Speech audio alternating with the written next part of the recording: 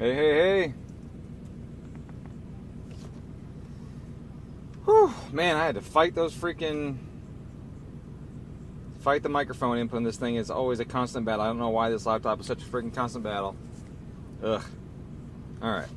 Sorry about that. If anybody's still here, I'll blame you if you're not. Let me connect my Dyno computer. Connection in progress. Please wait.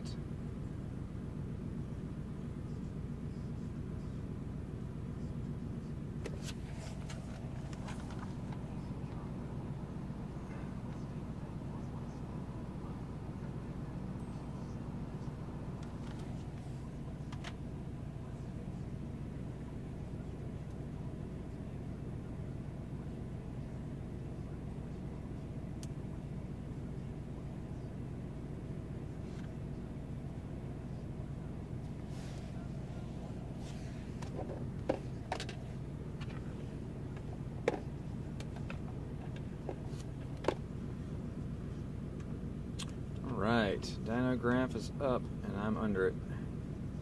I'm so lonely. This up here, alright. Let's go back to this. And let's go to this.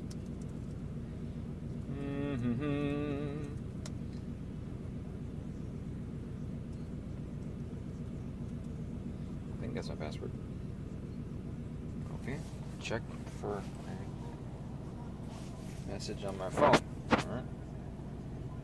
Is this you? Yes, this is me.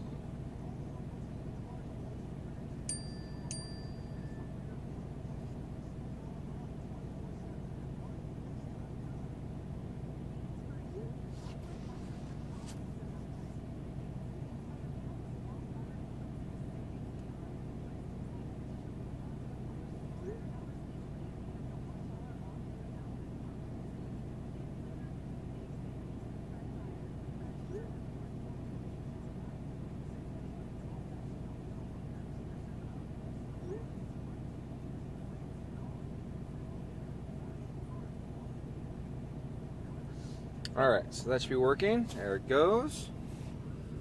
Alright, click that. Dynamic studying. Oh man, I'm sorry about that. Alright. Alright, audio should be good, right? Looks like I got good audio at least. Let me move this mic a smidge. Okay. Alright, so today we're on an STi, and I was going to baseline it, but if you see right there, that's air fuel on top and boost on bottom. I just got to where the pole should start, and it was so lean, it was hesitating. I didn't want to push it, so I'm gonna start lighter than that, so it's not there. Let it roll up a little bit, and then give it some throttle. Yeah, see, that's still lean. That's pretty lean. I'm letting out of it. I don't like it being that lean. I mean, granted, it was only 12 pounds of boost. I guess I should give it credit for that. It was only 12 pounds of boost. So, but you can see how long it takes for the fuel to come in. So this was his previous tune on it, and he said he had issues with it. So he bought the car like this, and yeah, so he doesn't know a whole lot about it. And so our job was to tell him about it and get everything going. So with that, we're gonna go. I'm gonna start the base map because I don't like where that was going. I just don't like where that was going, to be honest with you. I would have preferred to see it behave a little better than that, but you know, I mean, he's here for a reason, and that reason is because it needs a better tune. So I'm gonna do that. Now the car is basically stage 2. He has an old school flex fuel kit on it, which obviously we'll not be able to use because that stuff doesn't work anymore without going to next gen. But he doesn't want to use it anyways, so that's good because you know we can't.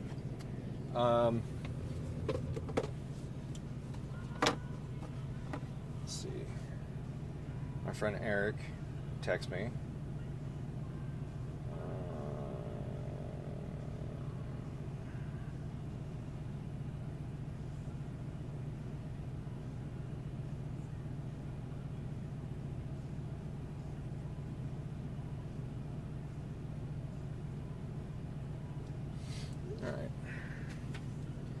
Alright, so let's start. This is a 19. I have a good base map for a 19, but I gotta put the injector stuff in it, because my base map is set for regular injectors. And then, so it'll take me a few minutes to get all that together, and then we'll do a baseline pull on that, and hopefully we won't see that same lean trend while on the boost. Yeah, that lean trend is scary when that happens. It's damaging to the engine. Boy, that makes me wonder now, honestly, looking at this, if it's got a tune for the SF on it or not. The one that's on it, it's, you know, it showed up with no access port. He knows it was tuned with an access port, obviously, because it's got the Cobb Flex fuel on it. So the previous people must have ditched it or whatever, or sold it to somebody. They always do that, you know. And dealerships get them, and we were talking earlier. Lane and I were like, "I wonder what they do with them. Like, do they eBay them? Do they hunk them in the trash? Like, what do they do with the access ports?" I mean, like, I don't think everyone trading a car and just keeps the damn thing. You know, I don't think everyone's a piece of shit. So, all right, now I can see the screen. I really hate the cop with that big red sticker in the middle of the screen, like telling you there's a screen protector on there. Like, so what? But I guess maybe you gotta pull that protector off, because if it sits in the sun a bunch, maybe the protector glues itself to the screen and messes it up. So maybe that's why they did it. I don't know. I know I don't like it, and I don't like how hard it is to get the protector off. Sometimes it just comes right off, right? But this one, for example, not. And when we were trying to get the corner, and all it does is just chip away at the little plastic protector stuff. So that's annoying. Let's see if I can use this guy. See if we can use this sticker. Oh, a little bit of stiction there. That might help out.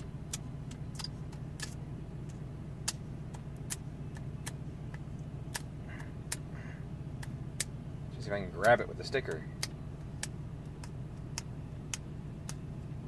That's just making it look really bad now. Now it looks like the screen's broken. Yeah, I hate that. Okay. I've hit continue 3 times and it's just not doing anything. There it goes. Alright, now I got the install screen. Good to go. Alright, let me get my shit going here.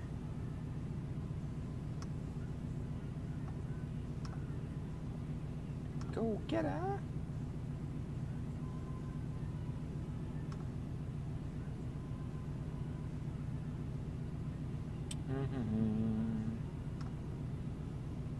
Okay, 19. Alright, and we need 1050s. Oh, I should double check this thing thinks it's a 19 STI. The sticker says 19, but let's just double check. Okay, good. Oh, it says Cobb custom features on it, so it recognizes that what's on here is custom features.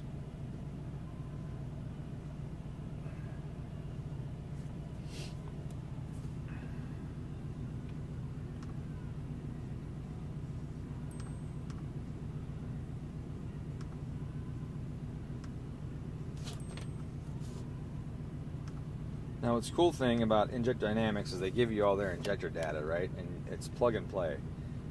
And after you do it a couple thousand times, you get most of it memorized. Like the scale, for example. 735, I'm pretty sure is what it is for the 1050s. Pulse width minimum. Usually I think that's 320 on those. Honestly, you never really hit the minimum pulse width on 1050s, so that one isn't that big of a deal. Economy, fuel economy display corrector for the screen. That's going to be like a 176.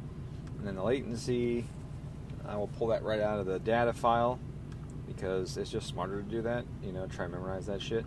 So I have a bunch of the injector data stored in a folder, and I just go up to it, open her up, and pull it out. Let's see, link 4, link that, Chrysler, Dodge, GM, Cobb, Subaru. Oh, that's 13. Cobb, Subaru, 13, 1050. There we go.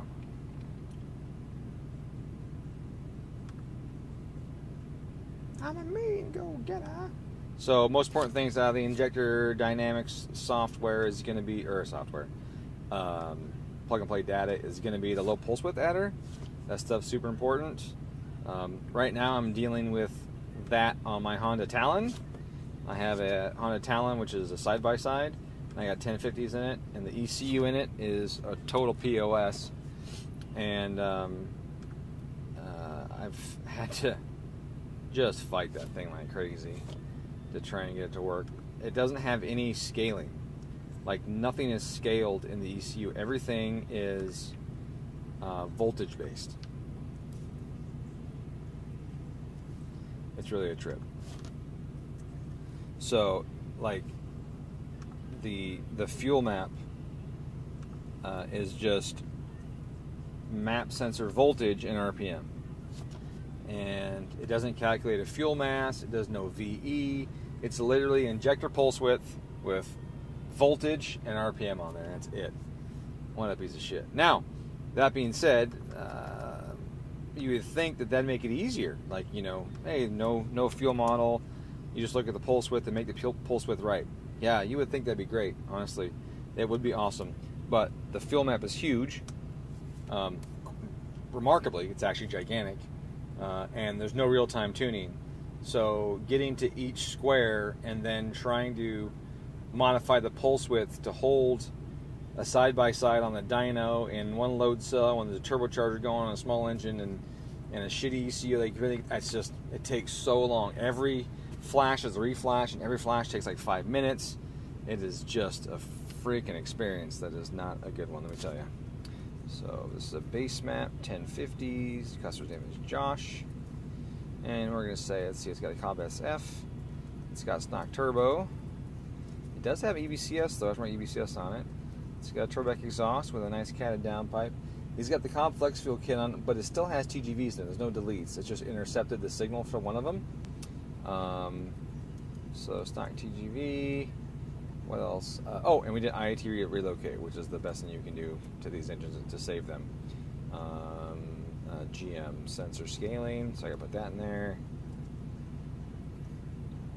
And then I'll put the guy's name in here. Which I'm not gonna tell you guys what his name is because he doesn't have his name on the internet if he's not asking for it. Okay. Then I will. I'm not showing you this stuff for a couple reasons. One, it's boring, but two, I've decided not to. With the factory ECU stuff. When it comes to standalones, yes, I will show you guys all day long all the standalone stuff. But I'm not going to do the factory ECU stuff anymore. I decided not to.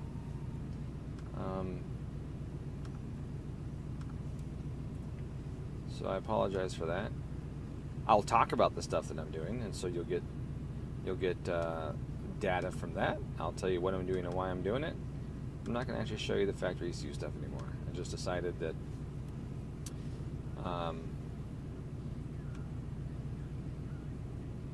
I've been training people that talk shit about me for too long.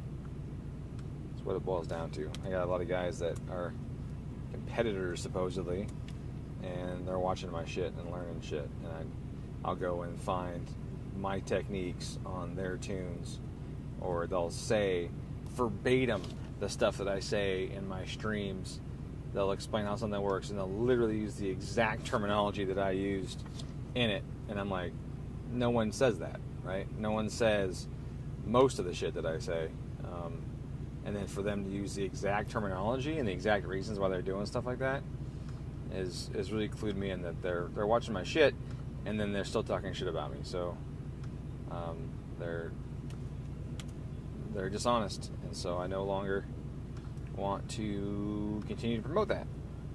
Now for standalone stuff, I don't mind showing you guys that stuff because even though it's technically harder, there's less of the standalones out there, and the standalone stuff applies to all engines, right? Whereas like this stuff applies to just this Subaru as far as the tables are concerned. And then of course there's, you know, what do I tell you is going on or whatever.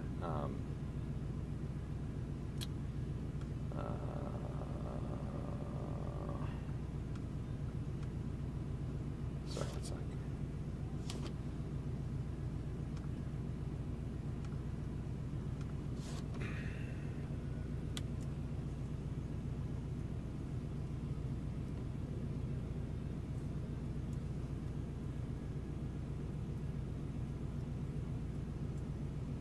Alright, that should do it, I think. That should be enough of a base map. To start checking some trims and see everything. Oh, I gotta go do the wastegate duty cycle or the wastegate solenoid frequency. Let's do that as well. Now that's something I want to talk about, the solenoid frequency. Solenoid frequency is interesting because it's two factors. It's not just the operating frequency of the valve. Because the valve really has a frequency that's not one value, right? They might say it's designed for 33 hertz. Well, maybe, right? Like it's probably designed for a range. It's definitely designed for a range, just to say, put it that way. There's a range at which it can operate. Now, what changes or affects that range is the current. So as you cycle it at a lower frequency, the current goes up, typically.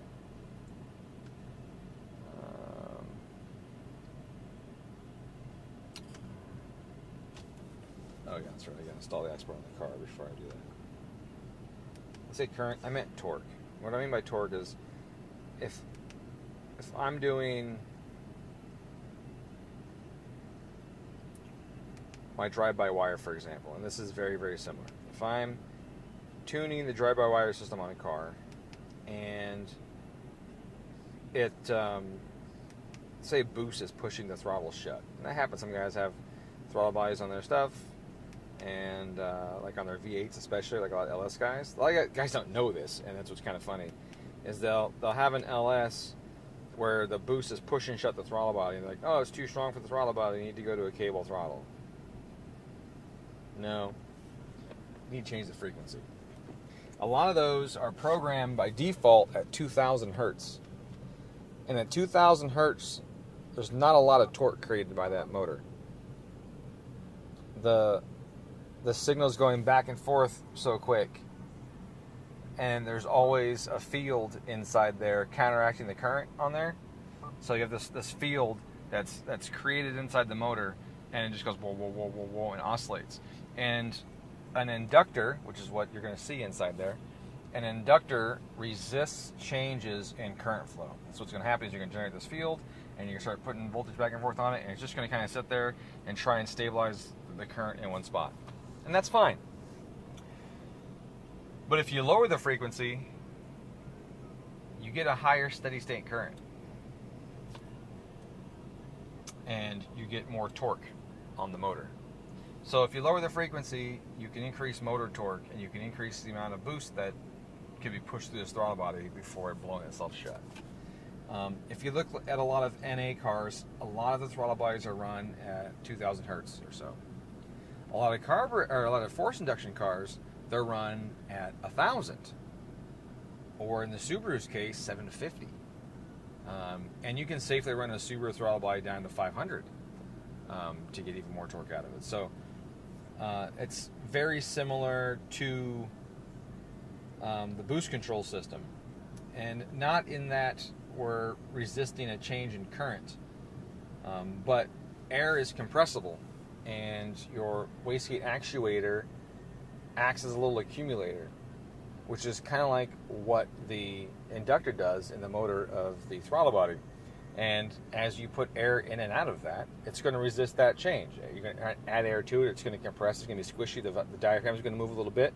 As you pull air out of it, it's going to push some air out of it, and that's going to try and keep the pressure up, right? So what you get is like, it's a similar kind of accumulator effect by it. Turn it off, okay? And so if you lower your wastegate frequency within the realm that it's able to use, you can often improve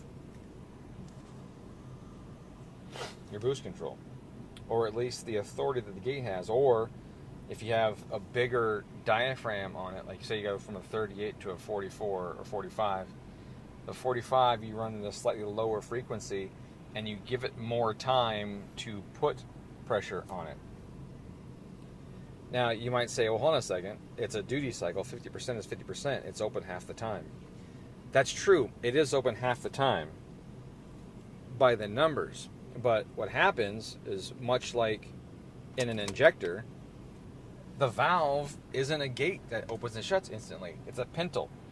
And it has to move to admit the flow. So while that valve is moving, it is at less than its normal peak open flow rate. So if I increase the frequency, I have more switching between open and shut. The more switches I have, the more time that valve spends in a partially open state, not getting its full flow. So I can have 50% duty cycle on the same valve at 2 different frequencies, and the lower frequency will give me more airflow. And that's important to think about, because sometimes you might go, oh, this solenoid is set for 30 hertz. I'm just going to set it to 30 or 33 in the tune and go for it. And you may find that boost control is a little slow to recover from spikes, or it's too sensitive, or it's not sensitive enough, right? Whatever. And I got just my turbo dynamics a bunch, but then it doesn't feel like so it isn't responding correctly or whatever. And really what you need to do is just change the operating frequency some. You need either more or less steady state airflow through the valve, because a lower frequency will pass more air. Well, if the system's too sensitive and it's, a couple percent uses this big change in operation, well, they might need to raise the frequency some, reduce the airflow through it in that period of time so that it reduces how fast it can respond to stuff. Or the other way around, if everything's spiking too fast, you can't recover from boost spikes or have other issues, lower the frequency and you can get more airflow through it. Now, I'm pretty certain that information is nowhere on the internet. So if you just heard it from me for the first time, that's because that's probably the first time anyone's ever told you. And anyone's ever said it on the internet.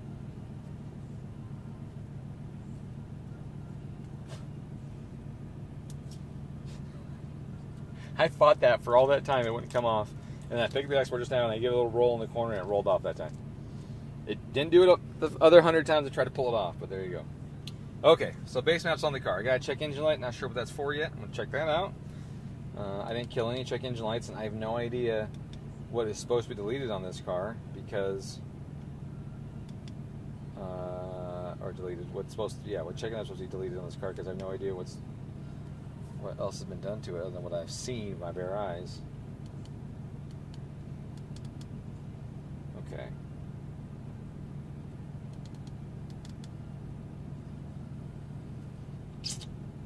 TGV.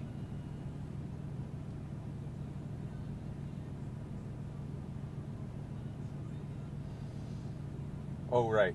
Because I didn't unplug it yet, because I couldn't reach it. It's not going to have a signal from the TGV, so it's going to think something's wrong with it. Okay. I guess I do got to get back there and unplug that thing. But let me see what happens if I don't. That's the only code. Ooh, throttle is not snappy.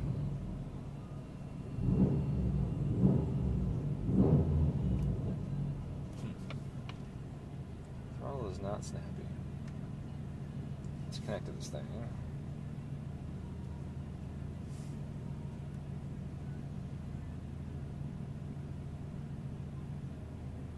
I want to listen to all these tunes, but if I do that,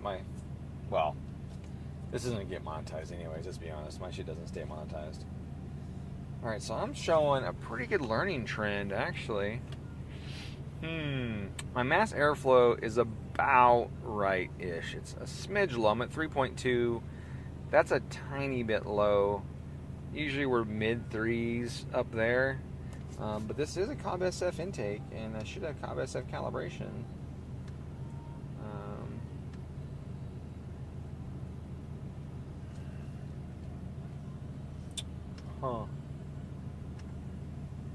Looks like it's SF calibration, yeah. Double check against this one. Maybe it looks like the same freaking values.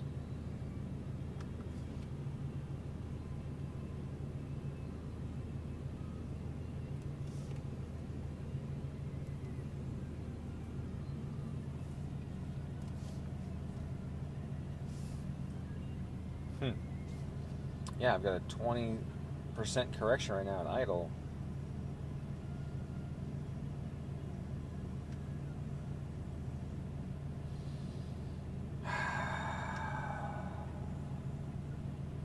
Latency is correct.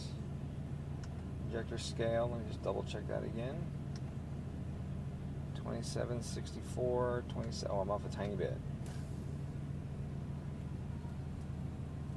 That's the wrong way though. Low pulse adder stuff is correct, I believe. Let me double check. I may have done the axis and not done the actual value. I don't think I did, but it's worth checking. Nope, that's the one. I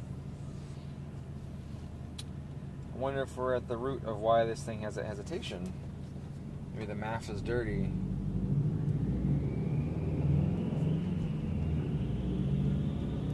Typically though, a dirty MAF gives us a negative trim at idle and a positive trim in load. This one's a big positive trim at idle. We'll see. Put some load on it gently. I'll do a really, really light pull on it just to get some data here. Oh yeah, TGV codes, instant feedback knock. Right.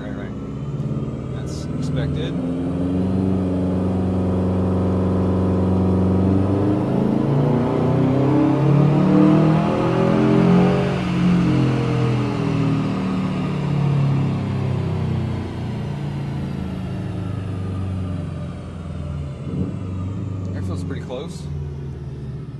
Pretty close. Okay. That's good.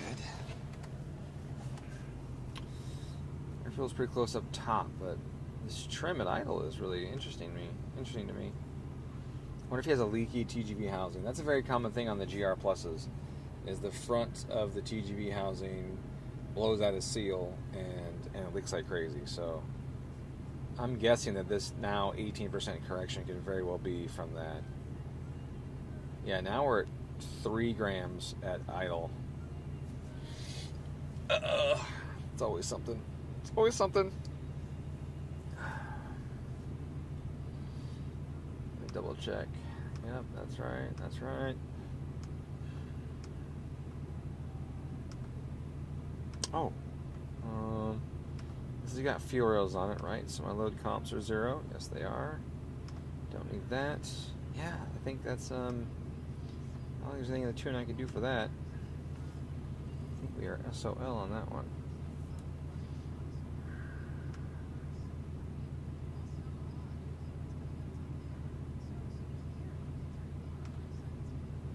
Let me check. Oh, barrel pressure's good, so air pump's intact. Yeah, everything's on here. Fudge.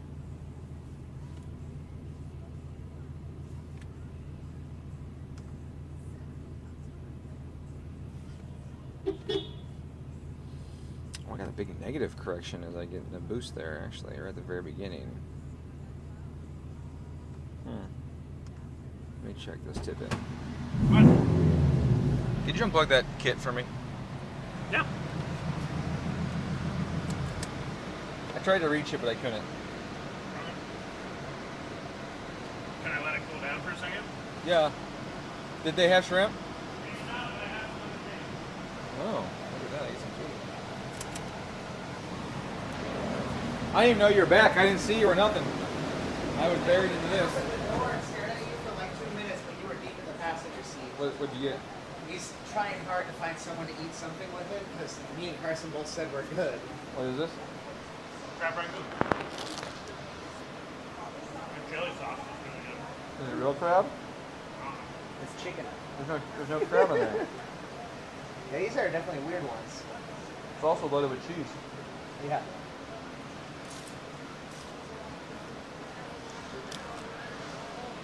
What kind of thing was that? Pork. I can eat pork. Like that. I'll take a bite.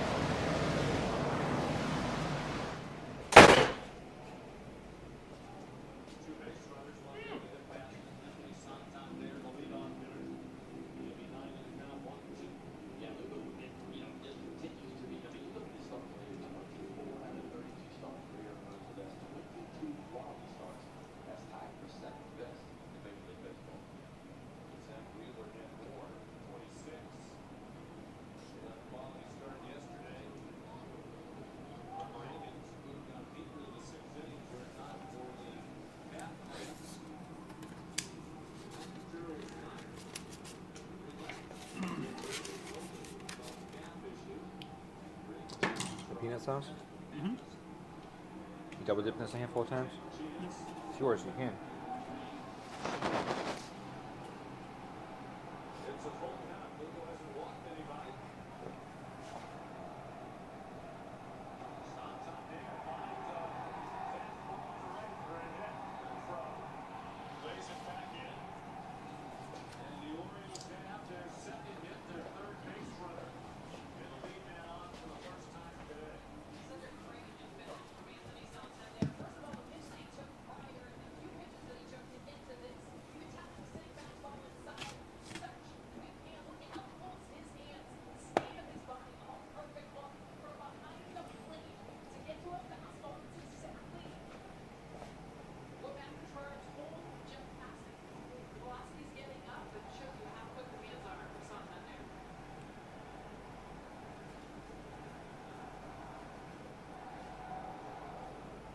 This stuff sticks to my knife bad. That's weird. It's the rice paper. Yeah. Like glue. Is that a beef yakisoba or pork? Beef stir fry. Oh, it's a stir fry? Looks just like the yakisoba. Oh, I guess the noodles are orange or they are. Yeah. And Right. it's oil instead of sauce. Which one is? That one's oil?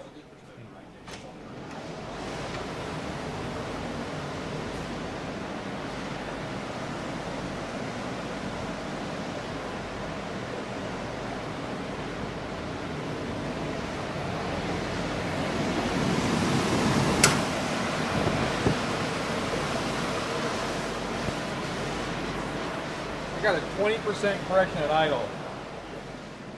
So I'm wondering if it's a TGB shaft seal or something else, or dirty math or something. Typically dirty maths are high idle and low in power, not low at idle. So unless they're really, really, really dirty. So that's a bummer. Trying to figure out what that's going to be. But yeah, it's 20% at idle right now. But I do want to get the TGB plugged back in and get that kit out of there because I got a chicken right now that I can't get rid of. Tapioca coming up. Big old chunk. It's gonna hit you right in the fucking tonsils. So I got a massage with you. Is that what you were doing? Is that why I'm feeling a little growth in my pants right now? Yep. My tongue.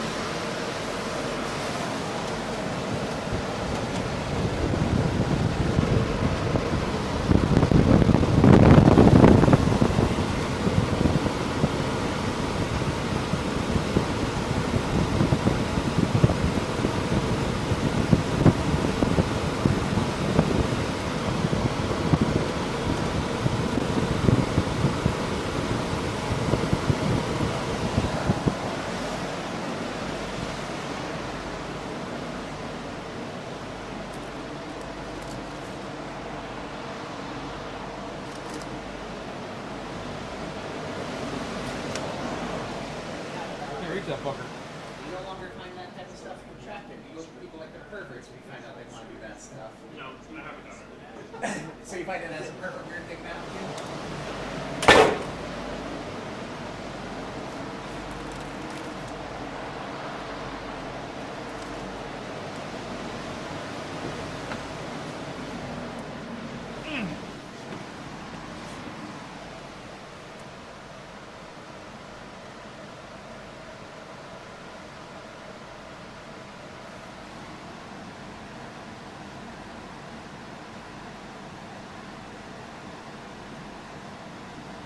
Yeah, it was baseball. And it's funny, I was thinking the same thing when I was washing my hands.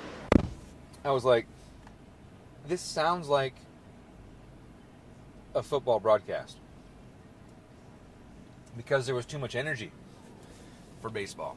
Typically the baseball broadcasts are more calm. You know, like, but it was way more energetic like a football broadcast.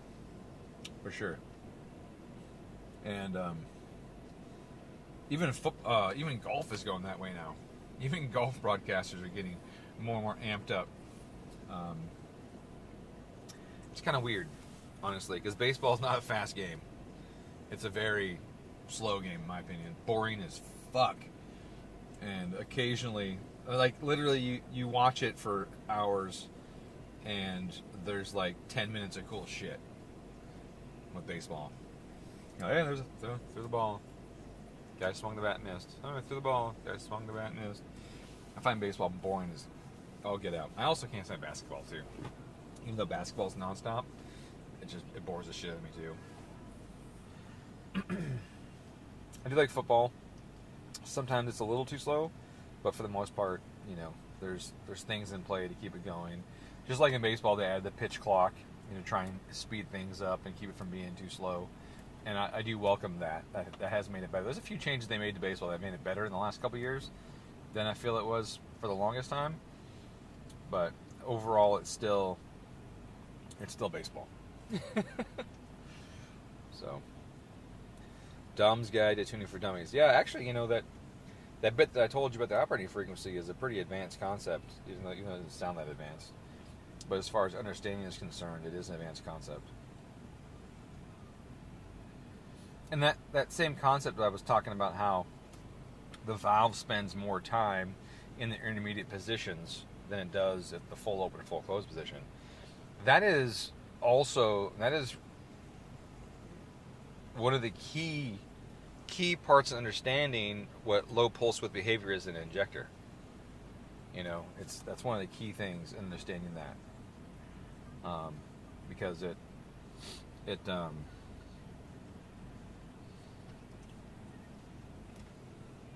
in the low pulse width region, the injector is doing the same thing. It's spending more time either open or shut, or open and more time in the intermediate positions between open and shut. Whereas in longer pulse widths, it's open much longer than it does spend moving from place to place. So just like if I went to my faucet and I went open, shut real quick, and I measured that, and I took the time, I stopwatch, you know, from open to shut, and timed that, and I measured how much water I got, I would have less water than if I had it open and then only took water for the same period of time after it's already open, right? Because some of that time is spent moving that valve from shut to open and from open to shut. So I don't have the full flow rate during that portion of time. And the longer that pulse width gets, the longer I hold it open and then shut it, right? The longer it's open and less time it spends. Well, it's always going to spend the same amount of time between those 2 points, right? But the less that period of time is a portion of the total time, the more the flow rate is going to match the wide open flow rate, right? The more the fluid I get is going to match what the flow rate was supposed to be. Boy, I said that really fucked up. I think you can get it, though. The point is that when you're opening and shutting a valve, that period of time that you spend not full open and not full shut is still critical. And the shorter the operating period is for that valve, the more critical that value is.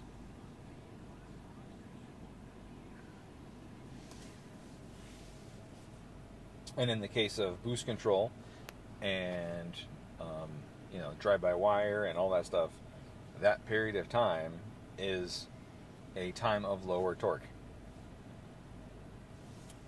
or lower flow or whatever, right?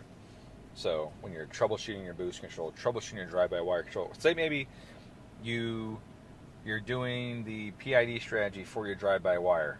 Say you're on an M-Tron and they don't have a preset one really they don't have a function that measures how fast the throttle body opens and shuts, right? Like Haltech, probably only because they hired Andy Wyatt from, who's also from Down Under. Andy Wyatt did Adaptronic, and he spent a lot of time on creating an engine management that was basically on autopilot, right? That was the whole point of the Adaptronic, right? The unit adapts to the engine, right? And it's supposed to auto-tune it. He basically created a system that would kind of auto-tune. And it wasn't perfect, but it was still really cool the way it worked. Unfortunately, for ignition timing control, it utilized mostly just the knock sensor. And that's kind of an issue, because that means that the strategy is just get as much timing as the engine will take without it creating knock, and that could not always be right. But overall, his stuff was really cool. But one of the things he spent a lot of time doing was drive-by-wire throttle body control. He spent a lot of time doing, the PID to make it quick, responsive, and everything else. And so when he went to Haltech, he took all his brain with him to Haltech. And when you go into like the Elite or the NSP or whatever, and you tell it to calibrate, it doesn't just go distance, okay.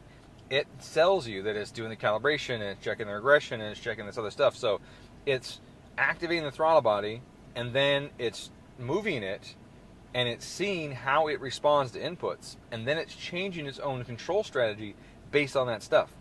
That's in the Haltech. And that is probably the only cool thing with a Haltech.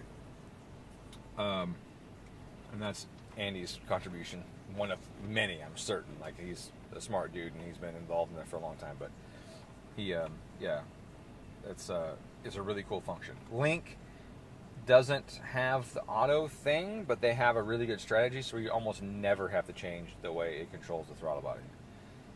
M-Tron does not have an auto thing, does not have any of that other shit, and it is all on you to get the control right, and sometimes it is way off, and sometimes it's really good. But when you're doing that, if you're revving it, and you give it throttle, you watch the blade open, and you feel like, man, I gotta add a lot of proportional or integral to this to get the response I want, it could be that it isn't even the PID control that's off. It could be that your frequency is just too high, and there's not enough torque being generated by the motor to accelerate that throttle blade like you want it to. So, I love the simulation function in Adaptronic. It was the baby that pushed Andy away from R&D. Oh, his own kid. Right, that's right, they did have a kid kind of late in life, actually. Yeah. Well, Haltech approached him to buy Adaptronic, and they said, here's a fuck whack of money. And they really just wanted him, because Adaptronic was killed almost immediately.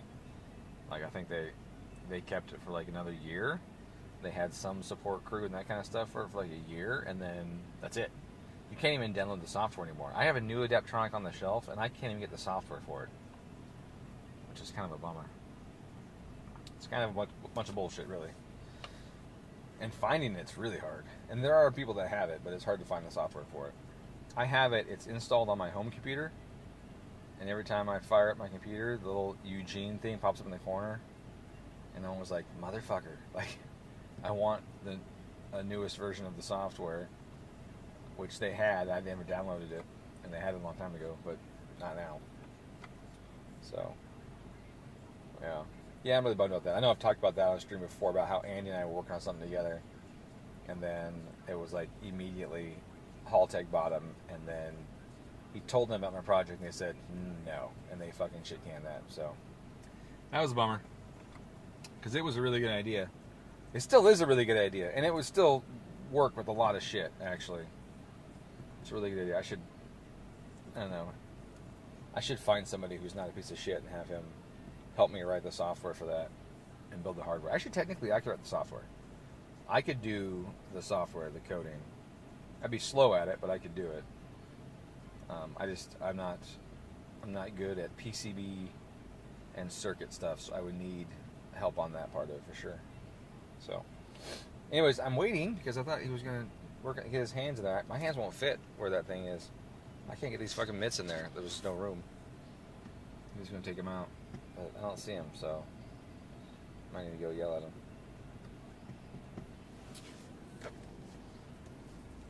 I got no 6 ever built, but the shop in rainy season left the car out, and the carbon went to crap. Home is sitting ever since. Full internal stroke engine, now 90 miles on it. I don't know what you mean. What do you mean by that? Left it, the shop in the rainy season left the car out, but the carbon went to crap. What does that mean, the carbon went to crap?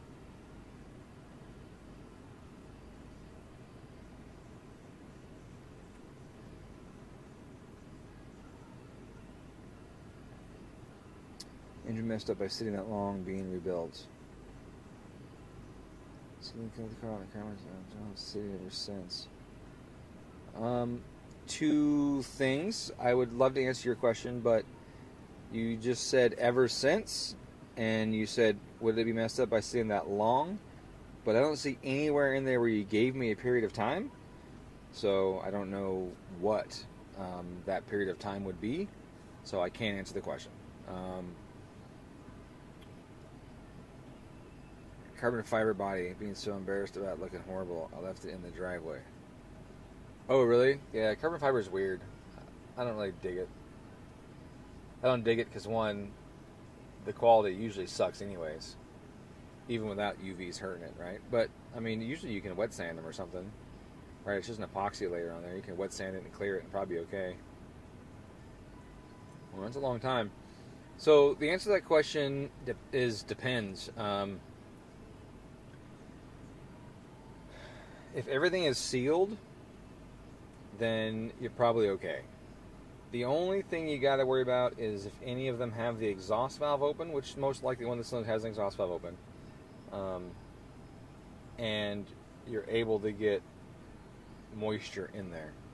Now, if it's a Subaru, like you said, STi, you have the header, the up pipe, then the turbo, then the down pipe, then the exhaust and all that. So the amount of air that gets cycled through there through temperature changes is like minimal, you know. So the chances are sitting that even with a bunch of heating and cooling cycles, you may not have generated a bunch of condensation in there that would cause rust in the cylinder, but there still is the possibility of it. I mean, water is a byproduct of combustion, so the vapor in your exhaust when you turn it off will contain some water, and that water can plate out, you know, it can condense onto the pipes and that kind of stuff. So, you know, could it be okay? Yeah, it could be okay. Could it be froze up? Yeah, it could be froze up too. You know, you could have enough moisture wherever you're at, you know, that it was so humid, plus, like I said, the exhaust has moisture in it, that it could very well have a cylinder rusted up. Best way to find that out is to take the plugs out, shoot some lubricant in there, and then put a wrench on the crank pulley and just give it a little bump, put a little pressure, and see if it spins easily or if it goes, you know, and breaks free. And it's going to be sticky anyways from sitting, but break free from rust is a very apparently harsh break. Like, you'll feel it go. Whereas being stuck from sitting in one place, it'll be tight and it'll free up, but it'll feel soft when it frees up. Like, it, you know, it's a spongy, softer give on the wrench. Whereas if it's from rust, it'll be like a crunchy, hard break, kind of stuff like that. So, yeah, it's hard to say. I couldn't tell you, you know. But that's really the only spot I would worry about.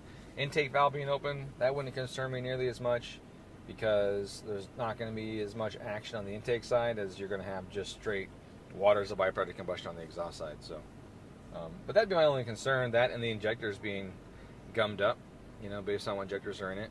You said rebuilt. I don't know if it's factory injectors or what. 06 STi had piece of shit injectors in the first place, so, you know, I don't know. Depends on what injectors are in it. But they may be gummed up a smidge.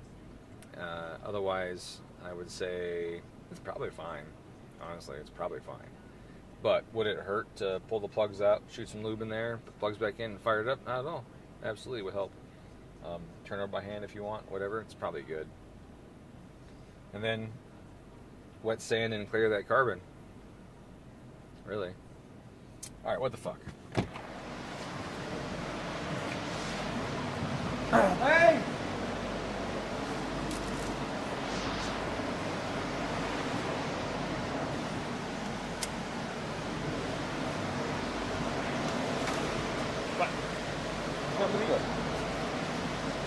Granola bar?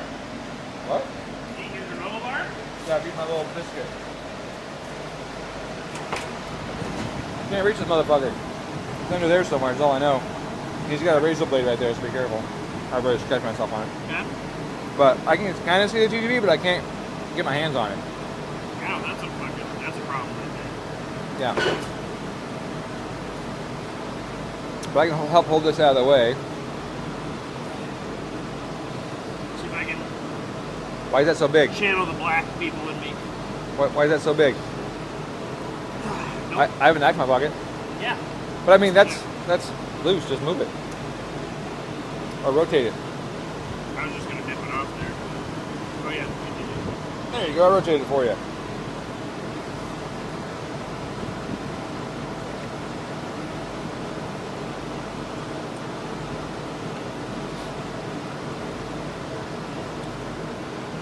So once we do that, I want to spray it while it's running on the TGV front shaft seal and see if it's leaking or not.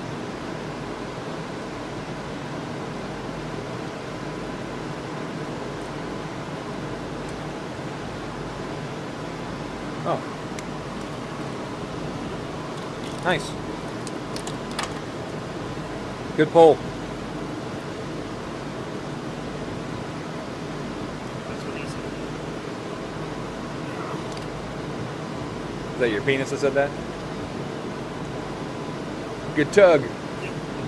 High five. Low five, I think.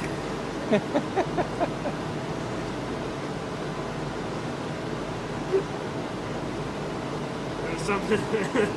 Huh? There was one the other day. It was like, something about masturbating makes you live longer, and something, or masturbating so many times per month makes you live longer. And it's like, okay, well, I'm done with December of next year. So what do I do? I've got 2027 covered. Yeah.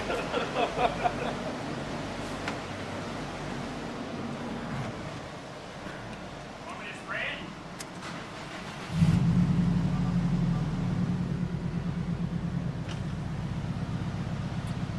Oh yeah, Dom. Assembly lube is an oil additive for race cars. Oh, I know you mentioned that in Discord the other day. I have no idea what that. Why? I don't know.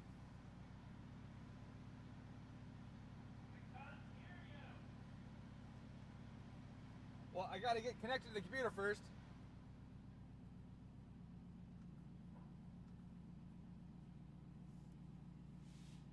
Hold on, I got connected. Hold on. You took so long, the program crashed.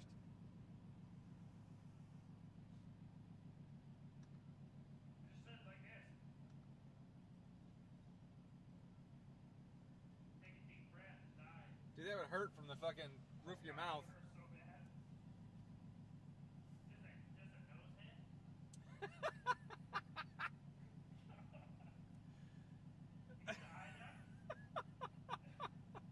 Well, I've done the eye duct already. That's happened. That hurts. You ready? Yeah.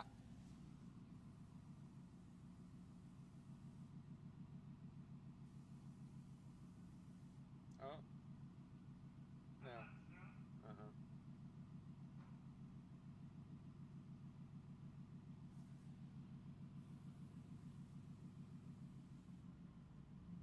Definitely. Oh yeah. Definitely. Now, is that the base of the TGV or the seal? Do the other seal again. Other side. No, let's do it again.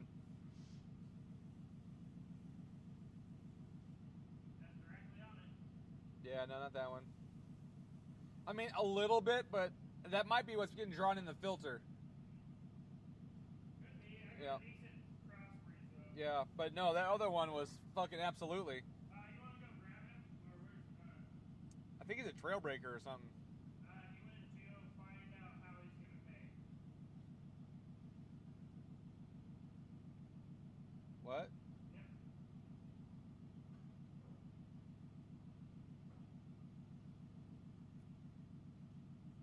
Okay.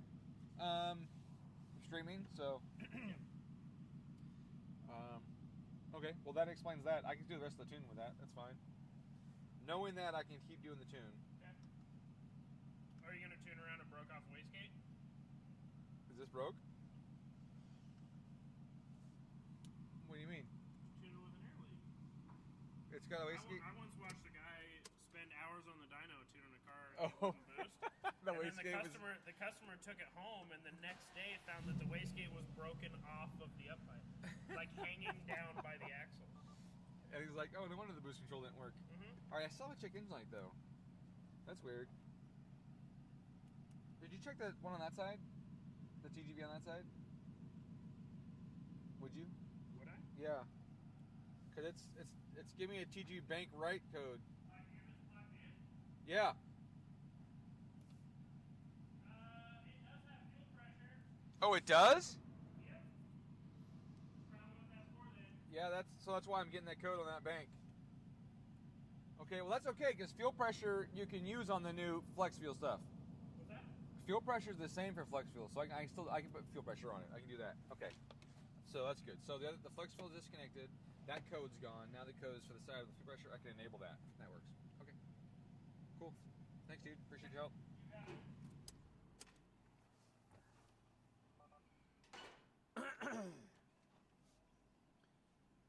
All right, let's do this.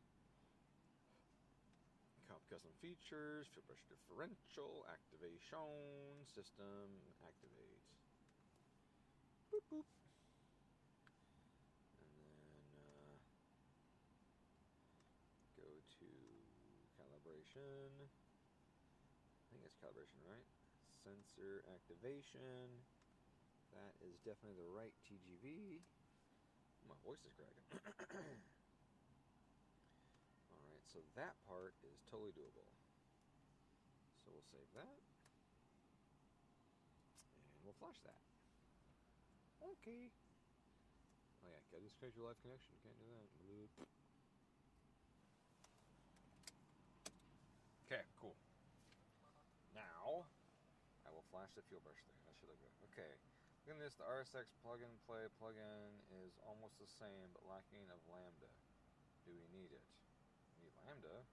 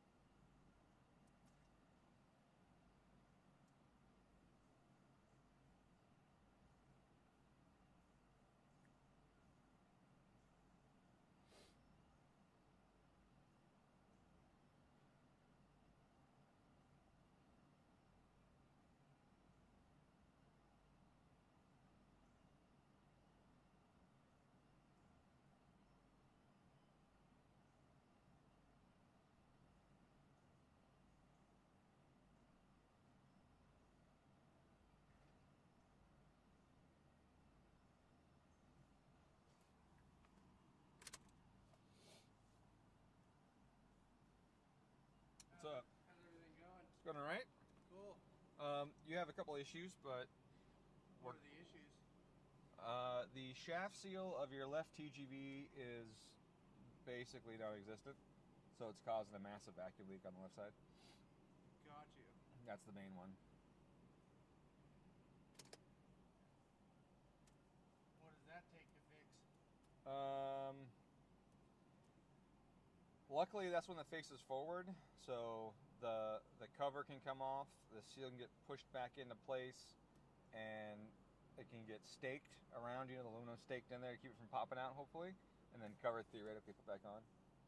In theory, it can potentially happen. Got you. So whether or not the shaft seal is damaged or not, it's hard to say, but often they just push out, and we put a socket on there and tap back in. Could And that then have been the noise that I was hearing? no. No. What's the other issue I'm having? oh no, I fixed the other one. We're good. Oh, okay. Yeah. That's the main one right now. Okay. Yeah. So, do we have to hold off on the dyno until that's fixed, or? No. Oh, okay. No, it just messes up the air fuel ratios at idle mostly, idle and cruise. So I know that, and so I mean it's got to be fixed afterwards, but it's not like the data I get's bad all of a sudden. You know, it really affects that one area. Is it bad to drive like that? It's it's not great. It just means that the front left cylinder is leaner. Actually, both left cylinders are leaner than the other ones when you're in vacuum. Okay. So. All right. Thank you, man. Yeah.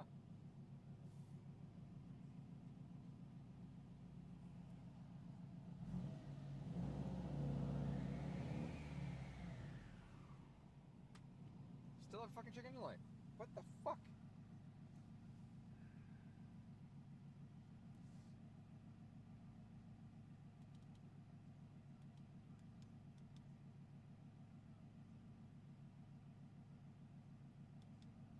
Come on. Oh my lord. Access port's not working now. Come on.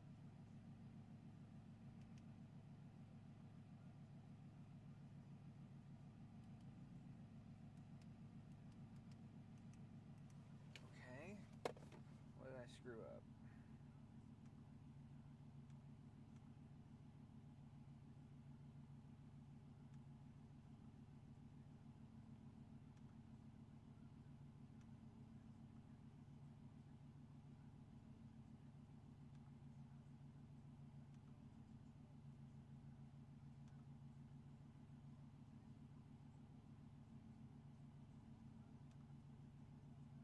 Here it is. 1. Save. Maybe that's what it was. I forgot to enable that.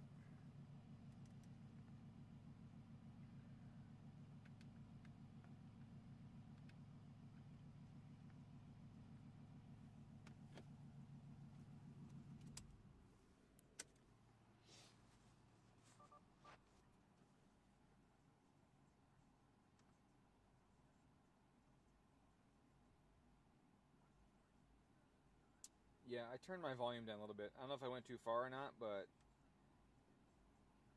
my streaming thing was showing that I was peaking the mic in the red a lot, and I didn't want to do that. But now I got it cranked up again, and now I'm a lot quieter. Well, that's weird. Yeah, that is odd. On my screen, it was maxing out, and obviously I didn't want to make everybody deaf. Yeah, but now it's not peaking anymore. I wonder if the Realtek module crashed or something.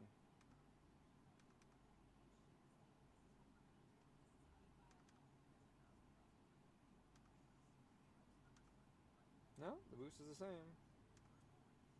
It's just shit software. Off. Off.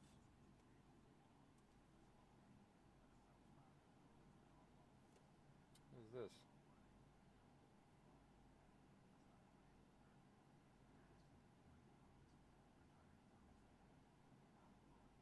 Severe weather alert. Significant threat to... Wait, this is the 29th. What the fuck? That's weird.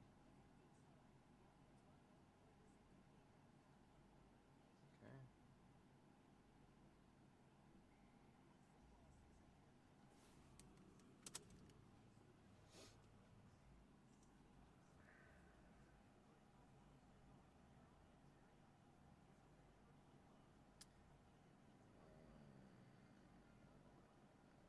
Mine are more parking lot meet vibe.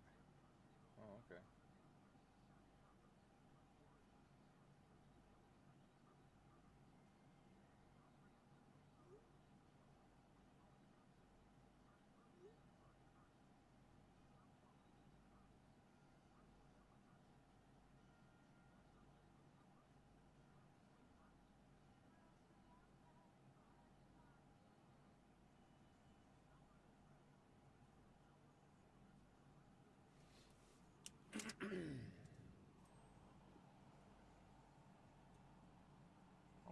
be on your podcast.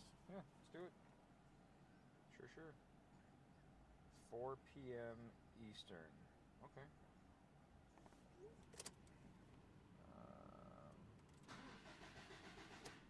Whoops.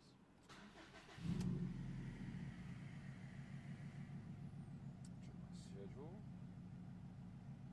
Not next week, the week after.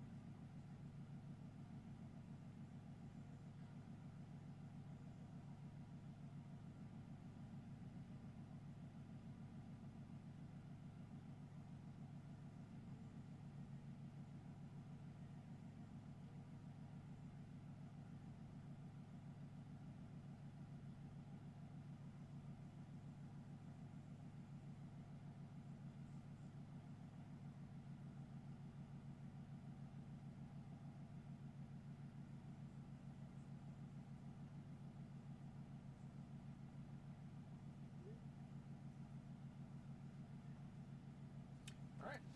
Maybe it'll happen. Maybe I will be on the IAG podcast. That's what they're asking me about right now. All right. Close this hood.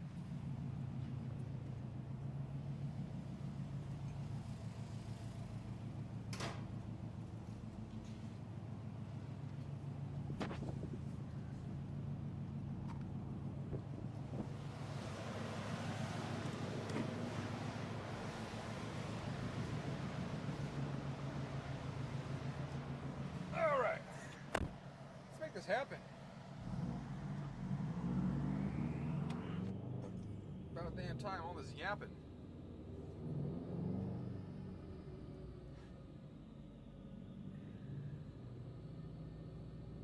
Come on. Connect already. I hate how slow these things connect. Wait, well, real-time data is received. Yeah, it takes forever. Okay, looking good there. I like that. Let's do log.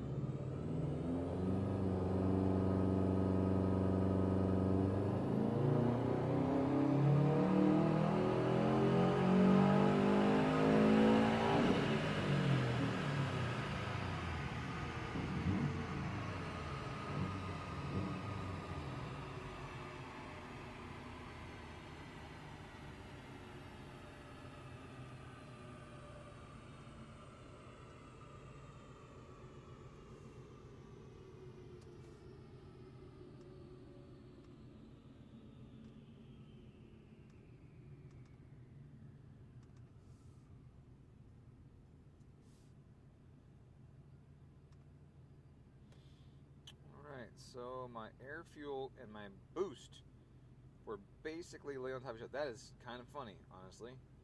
That is pretty funny how that played out. That's interesting.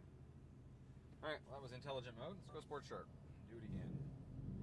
Review my log really quick. My log. Any knock? None. Alright. No learning. No correction.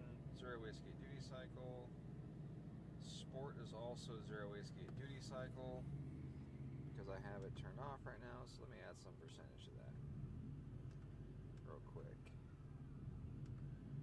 Man, I really don't like. I need to adjust this throttle mapping a smidge too, honestly. Okay, I'm gonna go straight for 45%. That's what I'm gonna do on my wastegate. Sport sharp.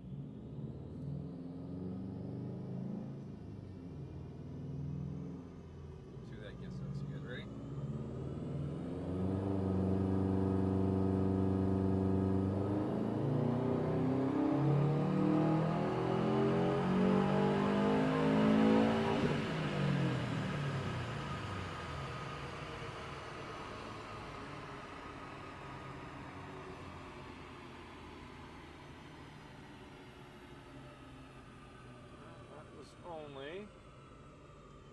That was only 15%. Oh, I think I left the low at 0, which is why. So I got a smidge more boost. I got a pound or two out of it. Yep. 248 grams per second is our airflow. Our dyno reads 200 and... What does that say? I forgot I have it on the screen here, huh? What's it say? 270. Oh. 270, okay. Or 248. That's actually a little higher than I would expect, honestly.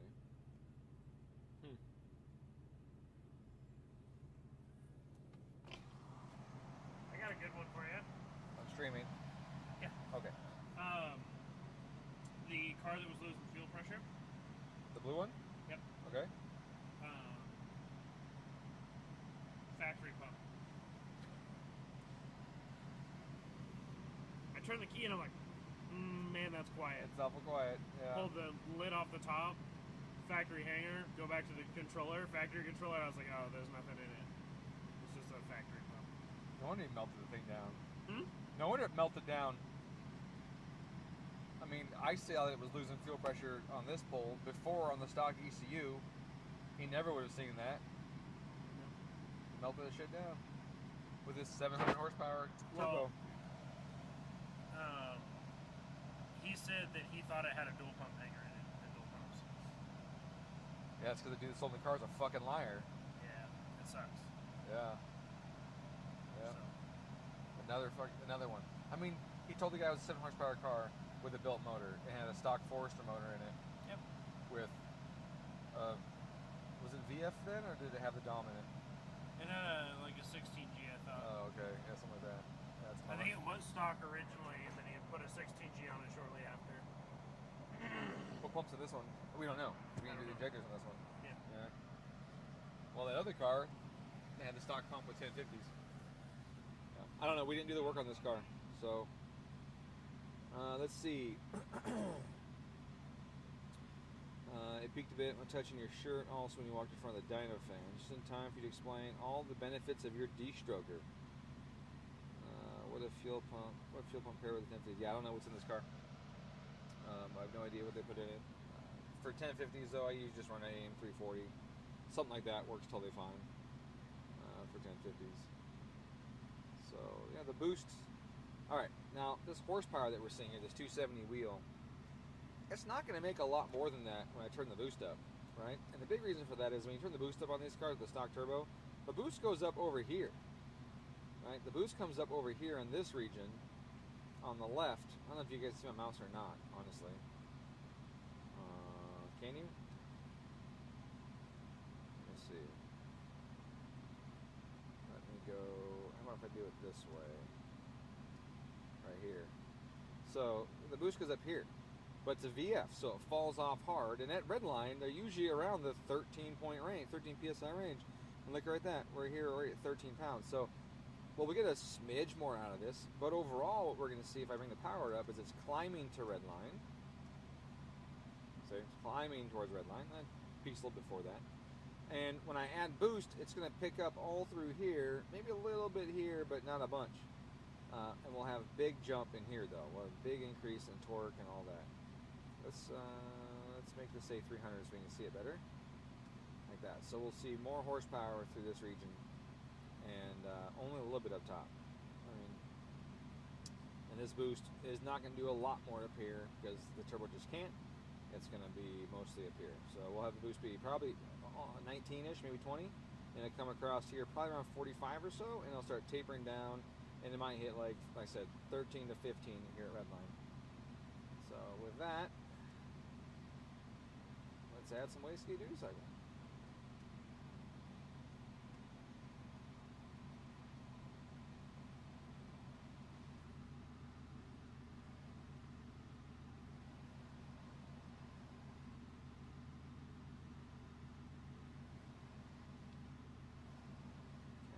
Let's say 45, not 465. Okay, this will add a little more duty cycle to it. We're still in Sport Sharp.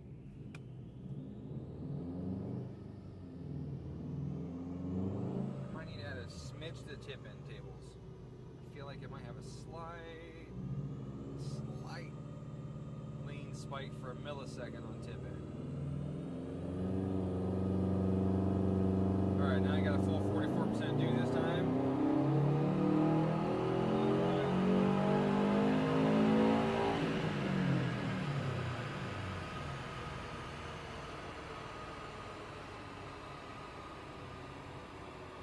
Alright, you can see that. Boost came up in this mid-range. Again, it actually dropped a smidge right here. Now that's going to be something that people are going to be like, oh, what? Why did that happen?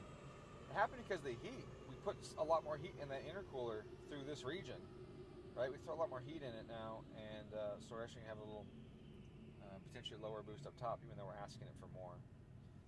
But when you start pounding a bunch of heat in the intercoolers, the end result isn't always what you want. But you can see here, fatter, and that was only 13 or so, or is that, yeah, peak. So we're going to bring this up to here. So this horsepower should keep coming up. I'm going to put it on torque. Actually, no, I'm going to air fuel because I need to check that. Let's make sure our air fuels are where they should be.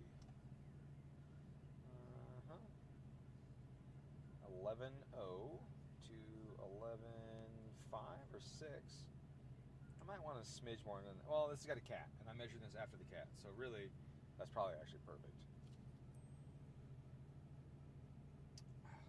No. Don't. I don't want you to. Don't. No. Don't.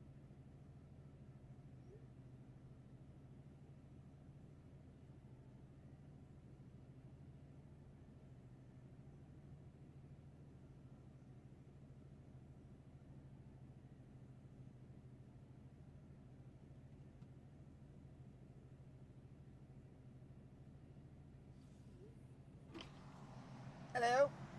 340 work? Yeah. No. No? Wait. He's on 1050s, and it's a GD. Yeah, so it might. The 340 should potentially work because Maybe, or yeah. I think it would probably work because we don't have the GR hanger killing the flow of the pump. Or the lines that are shit. All the lines and shit in there. The way the filter's set up, it's got a different filter. It's straight through. I think we'll probably get almost all of our flow that we want out of it, out of the 340. I mean, it dropped 10 psi at 55% ethanol, and the 340 is going to be like almost double the pump. So I think we'll probably be okay. It's only 1050s, so I'd say the 340. Because that's a lot easier to do to fit in there than it is the 450 pump. Yeah. I mean, still, the GD hanger's not that hard. Well, so if I do a 340, I also don't have to do a wiring kit either. Right. And just Factory stick a dual hanger and all pump. that shit. Yeah, just put the GTR controller on it, call it a day. You didn't need GR control for 340. Really? Yeah, no. Factory is fine for 340. Yep. For a Alright. single 340, you're good. Just put the pump in. Okay. Well, good deal. Yeah. Better for him, too. Should I do it anyway just for safety or no? Nah.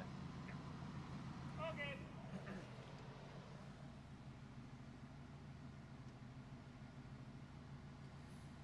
Alright, let's review this log. See how this log looks. Intake air temp is 95 at the end of the pole, and this is in the intercooler, remember that? Oh, this is weird. Why is airflow less? It's just the heat, I guess. Peak airflow was actually less. Wastegate duty was higher, and peak airflow was less. I mean, I could probably dump the wastegate duty cycle up top, and it would probably make more power. honestly. Alright, so let's add a lot more.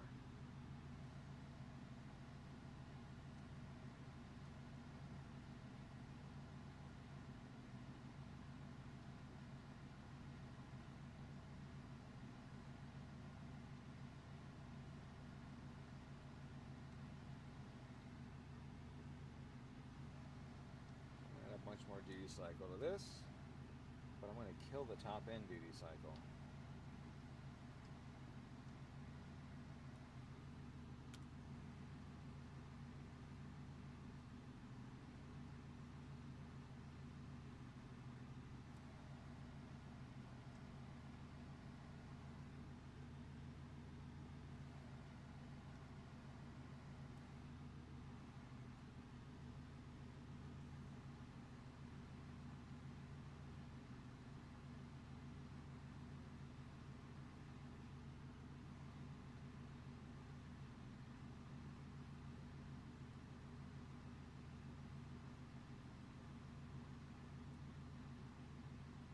Okay.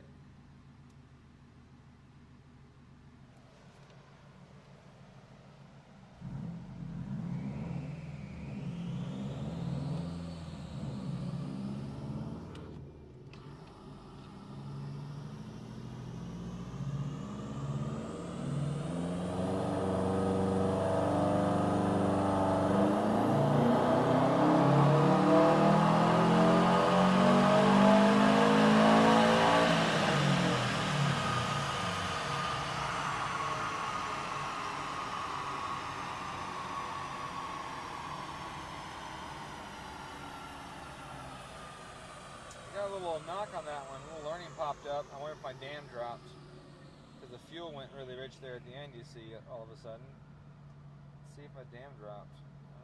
No, dam stayed fine. It had 105 learning, so it learned 1 degree at 5,000 RPM. It had 17 degrees of timing on it, and so it pulled a degree out at 16 psi. That doesn't seem like a. It doesn't seem that aggressive, honestly. Wow, 305. Holy shit. That was not anticipated. This fuel system must be maxed out, because that's not typical for these at all. It's really weird that the boost is not higher right here in this low section. It's weird how it's kind of coming in late. Right here. What's the power curve look like? Yeah, look at that. Kind of falls on his face. That's weird. That's not typical for this turbo. I guess we don't have turbos in it. It could be a VF with a billet wheel on it. We have no idea. It showed up with unknown stuff on it. We know it has 1050s. We know it's got an SF. We know it had a flex fuel kit on it. It could have a billet wheel in that turbo. That would make sense for what we're seeing here.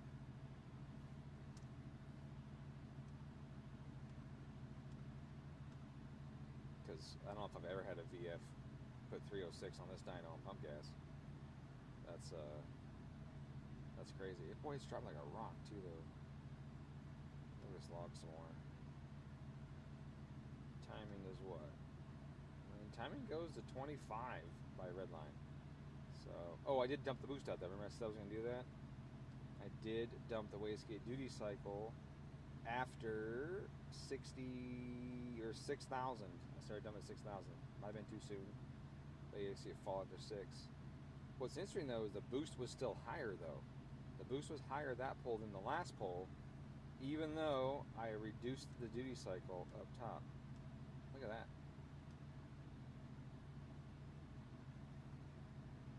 Interesting. But it did hold a lot more boost right here. I mean, really, this boost curve and that horsepower curve, the differences make sense.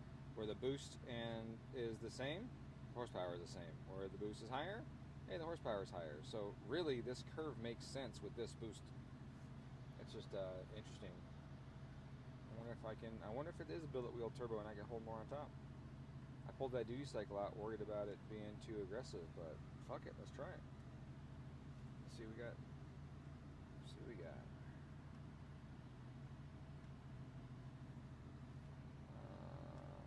this guy 80. And I'll hit this guy, hit that. Okay, let's find out. The learning. Double check that real quick. Just one spot at 5. 17 at 5 is not that aggressive at all. But he did mention that he could, or that he got fuel from some places where I was like, oh, don't get fuel there. So he very well could just have really nasty fuel in this thing.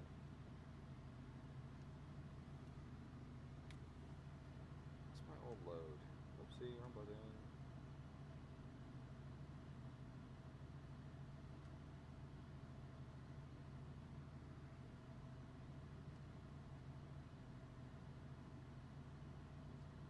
I want a little more fuel through here. Just trying to get a little more cooling, a little more fuel. Let's do that. I don't think I should pull timing out of it, but it's not that aggressive. As long as you keep getting crappy fuel, you'll be alright. I'm gonna pull a little bit out anyways, fuck it. Alright, so we had a duty cycle up top. I added fuel across the board and I pulled a smidge of timing around that 5,000 point. From 48 to 52. Pull some timing out. That should increase the safety in that region. And maybe increase power up top.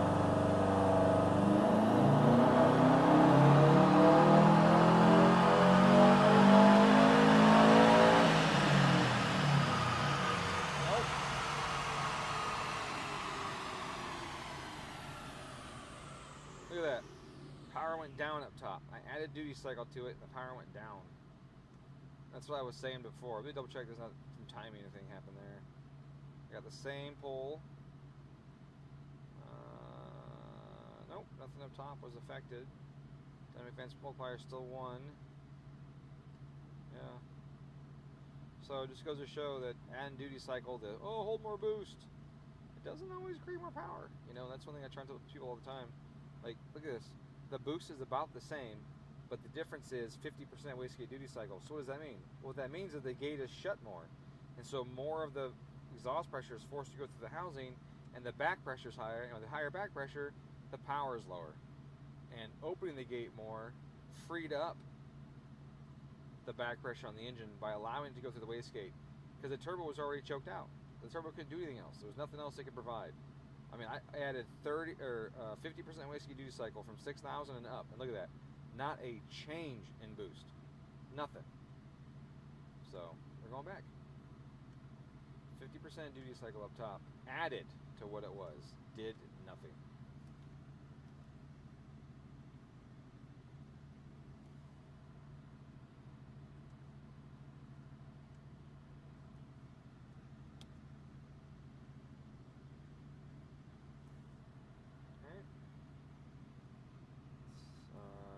Change that. Go.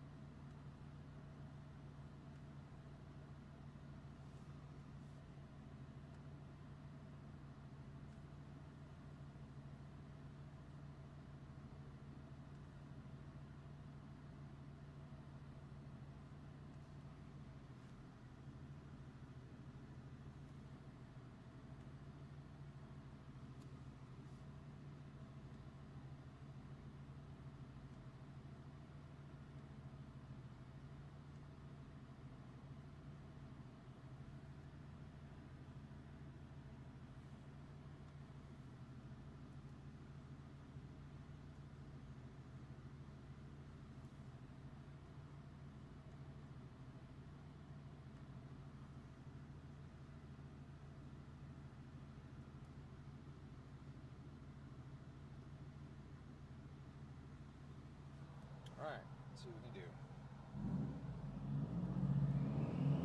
Oh, I want to flash this. I did a bunch of changes. It's a good idea to flash them every now and then.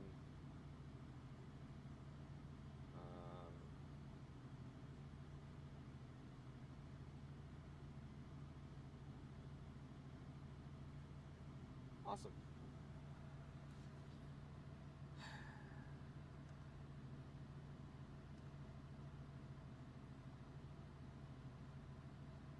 My software crashed.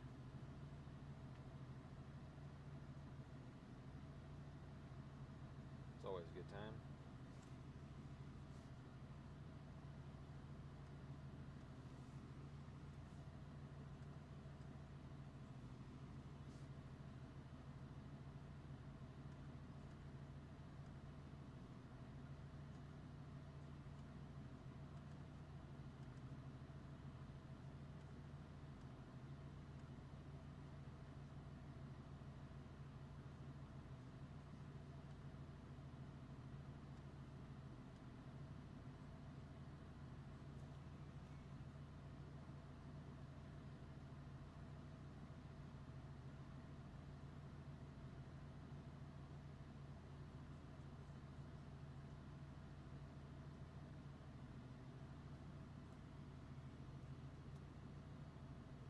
Okay, there we go. Covered that, I think. No, I know I didn't actually. Let me double check. This. Okay, and this. Okay. Alright, now let's flash this bitch. And I'll check the comments while I do this. I went AM after my diabetes died on this last car. Now I'm slow with F24D. Oh yeah, those are the future, man. They're the future. Those 24Ds. So I'm in a good mood for that. AOS. Yeah. So I have it designed, and I made the prototype already.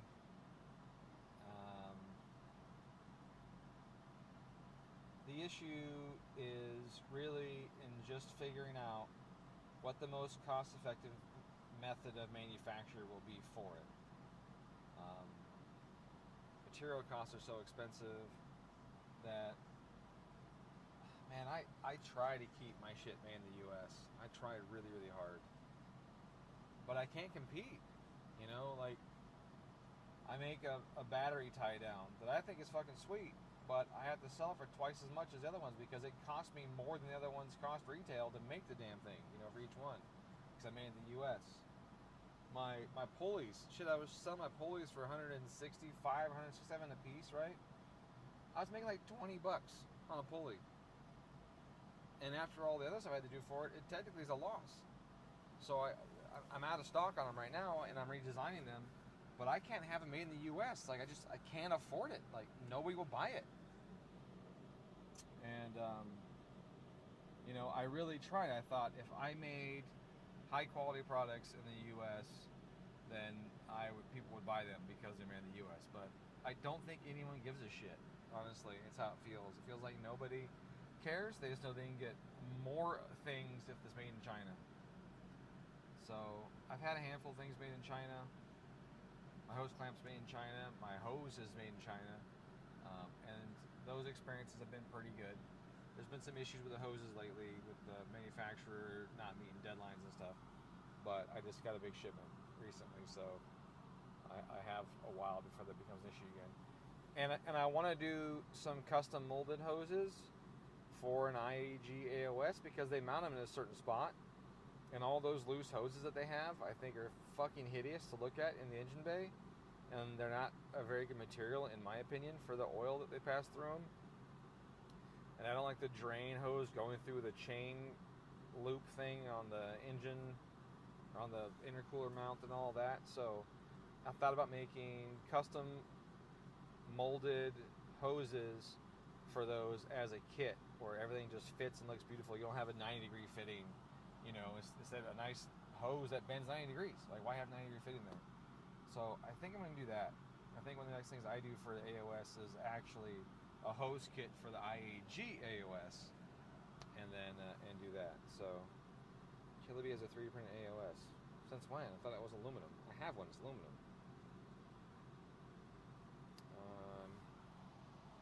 Hey Dom, is the fluid damper pulley worth buying? I have one in my car. So, take it as you wish. Enable to connect to an access port. Of course not.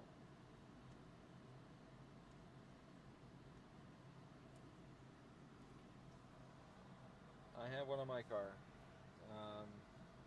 In the long run, I will have one of mine.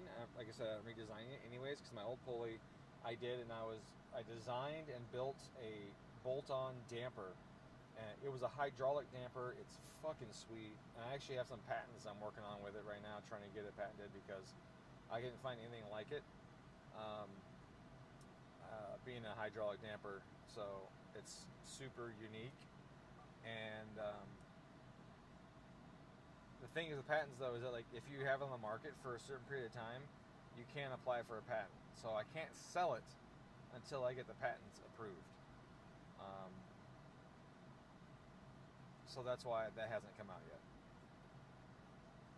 I know they say patent pending on shit, but most of this patent pending, they never get it. At least according to my patent lawyer. So I want to definitely have it in the works, or not in the works, but like almost done, right? So it's really cool. I'm really, really excited about it. It's really neat. But it's stupid expensive to make, which is the problem. It costs like almost $600 to make the damper in the US, which doesn't fucking work, right? No one's going to buy an $800 damper. So that's why it's not available. But it's awesome. You know, and that's why it's expensive. The fluid damper is just a disc in a channel of oil. Like, that's it, right? And the ATI ones are just metal on O-rings. Like, they're just big O-rings. It's just pushed on some big O-rings, that's all holds it in. Like, that's it. That's all they have, right? And they sell them for a fortune. And mine is badass with oil channels and 3-stage damping. 100% inertial coupling. It's just really awesome. So I have 3-stage damping and a fluid and shear and a bunch of other shit. So it's really awesome, and I can change the fluid viscosity or the port size in it to tailor it to different strokes or different engines if I want. So what I'm trying to do is redesign it in a way that still goes in line with the patent, which it should, but then also make it cheaper and easier to produce, and also make it more inclusive in the pulley instead of bolt on the front and hurt our radiator spacing, radiator clearance. I want to have it all be included in the pulley, and then you can buy a pulley without it, or you can buy a pulley with it. Is my plan, and I'm almost done with that redesign. It's really close on that one. So that's where the damper sits. I think they work. Whether or not it won't stop you from spinning bearings. It can stop you from damaging bearings. Dude, what the fuck, man?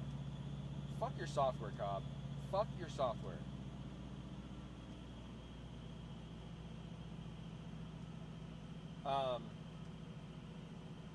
It'll stop you from doing damage to your bearings from having too light of a rotating system on there, but it's not going to stop you from spinning a rod bearing because you have low oil pressure, you suck the pan dry. It's not going to affect that in any way. So, does it save bearings? No. Does it reduce damage on bearings? Yeah. But you're not going to save it because the damper isn't the primary source of bearing failure in the EJ. The primary source of bearing failure in the EJ is corners and RPM. And I'm always telling people all the time, like,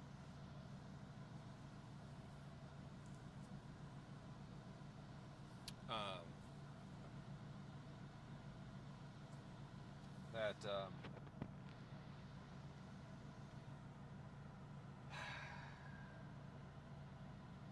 sorry, I lost my train of thought. I started reading the messages and stuff, and it threw me off. Makes for the rest of the on mine. New Killer Bee OS 3D printed from automobile grade plastic. Oh, neat. Okay, yeah. I thought about 3D printing my manifold for my Talon again out of a good plastic that handle boost.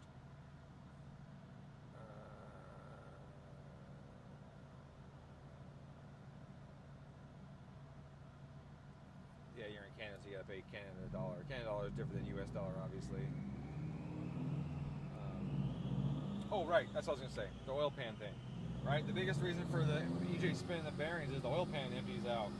So high RPM in turns empties it out. And I actually was doing a video series on that, and I got interrupted with some stuff. But trying to do a video series to show people the effects. People don't totally understand it. And I actually also designed some parts to eliminate emptying the pan. And that's me like, what? I designed some parts to eliminate emptying the pan and should make the cars way more tolerant of G-forces. And actually, it's not that hard to do. I just have to test it and see if my method increases drag on the engine too much. If it doesn't increase drag on the engine, I know I can keep that oil pickup covered in over 1G turns. But if it increases drag too much and I lose too much power doing it, then I won't be able to. So, anyways, let's do another poll. Gotta get rid of this alert. Okay, thank you. Yep, 88. Yep. That's our elevation. That's our altitude. Okay, that looks good. Let me start my vlog.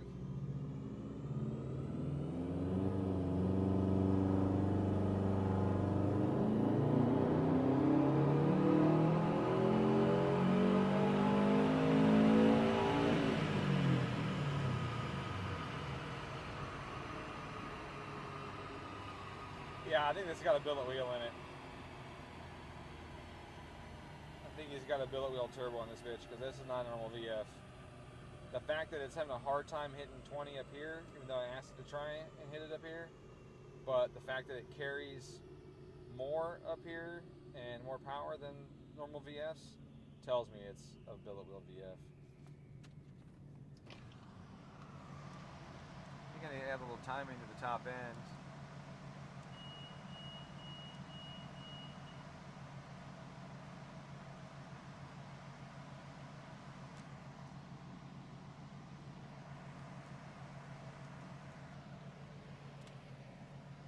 Try and get this power to carry better to redline. See how hard it's dropping off. Let me check my log.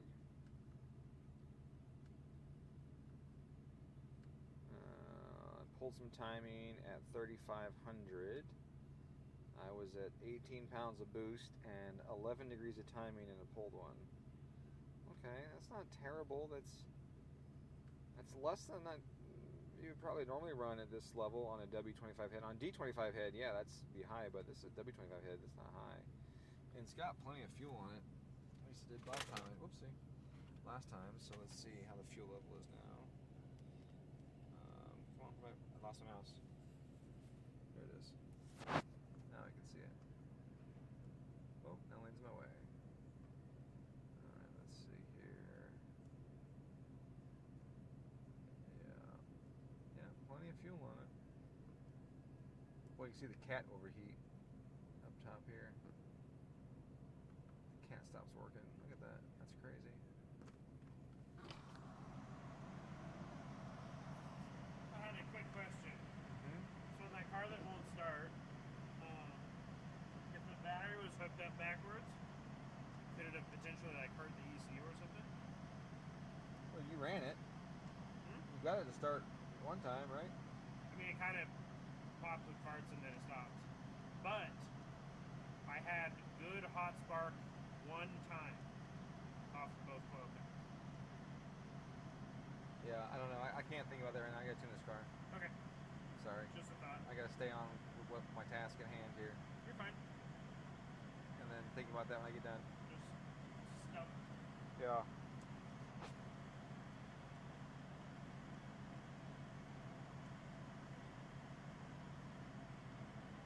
This air fuel is really jagged.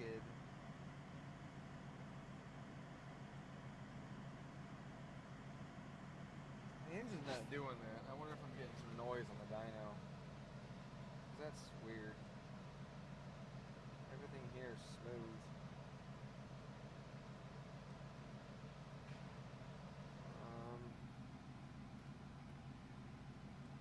Yeah, everything is really smooth.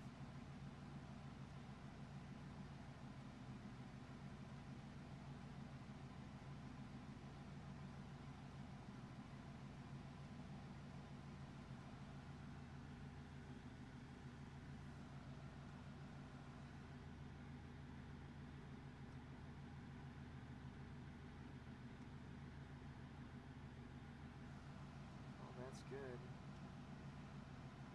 Okay. Let's adjust this right here. 9, 8, 6, 4, 6, 7, 8, 9, 10, 14, 16.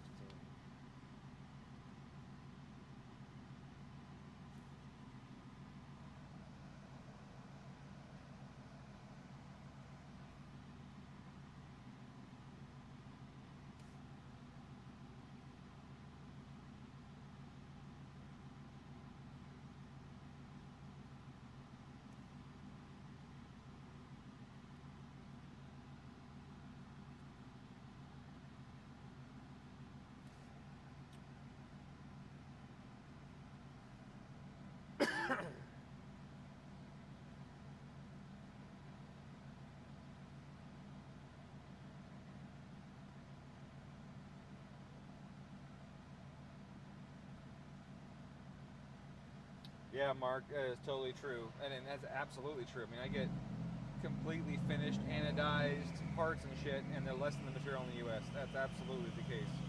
It's insane. And I can get material that's got certifications. Like for my rods. I got certification on the material and everything for the rods.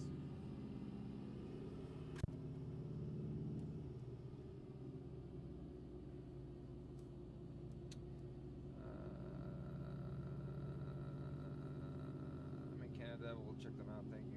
Actually, honestly, for prototyping, PG is pretty solid and easy. Or have a quarter fill tracking out. Yeah, I'm talking about like run the normal volume of oil and fix the problem completely. And there's nothing on the market that's doing that. No IAG comp pan, no killer bee pan. I mean, the IAG pan is the closest thing out there right now that you can get, but you can still absolutely fill the head and suck a pan dry. That's like nothing else on the market does it, and that was one of the what I was going to show.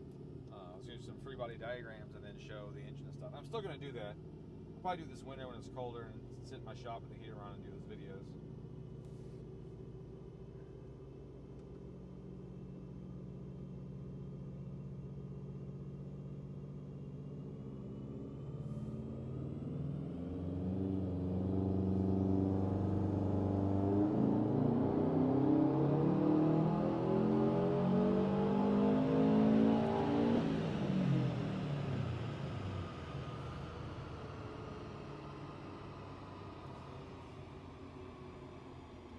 Able to get it to carry power better to red line? That's my question.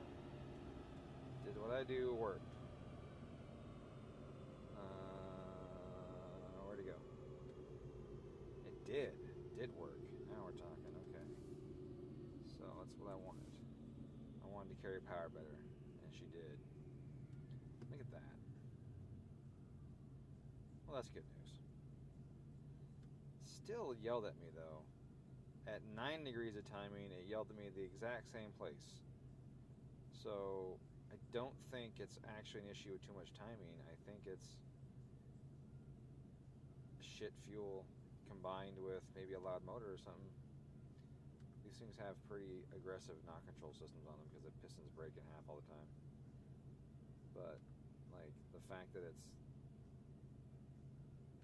that low, like that's knocking at 9 degrees, that doesn't make any sense. What is the level on this one set at? 350. 50. It's a pretty low level, so yeah, those thresholds are pretty low. I'm not going to change them because I don't mind having an aggressive threshold to keep the knock out of it, but it's I think with good fuel he's in good shape. He's running Circle K fuel right now, so I think he put some Chevron on this bitch or some Exxon. Oh, it's a fucking full tank right now. God damn it. Yeah. But some of that I think he'll be in great shape. But I gotta add a little more fuel, put a little more timing in there because I can't have it leaving knocking. I'm not gonna do more pulls though. Yeah. You know what I'm gonna do? I'm gonna add a little dwell. A little dwell of the coil packs.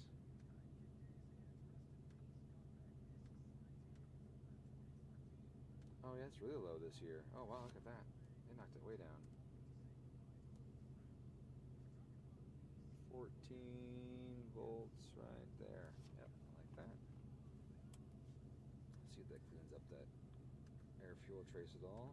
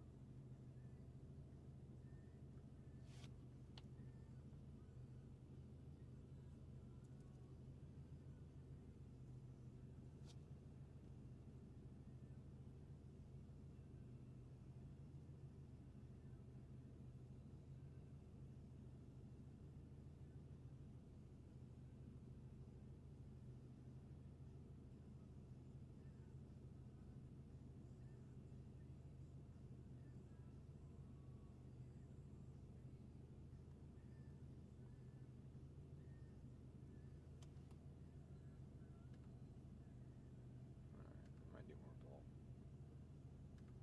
See if these things helped. Have to flash this though.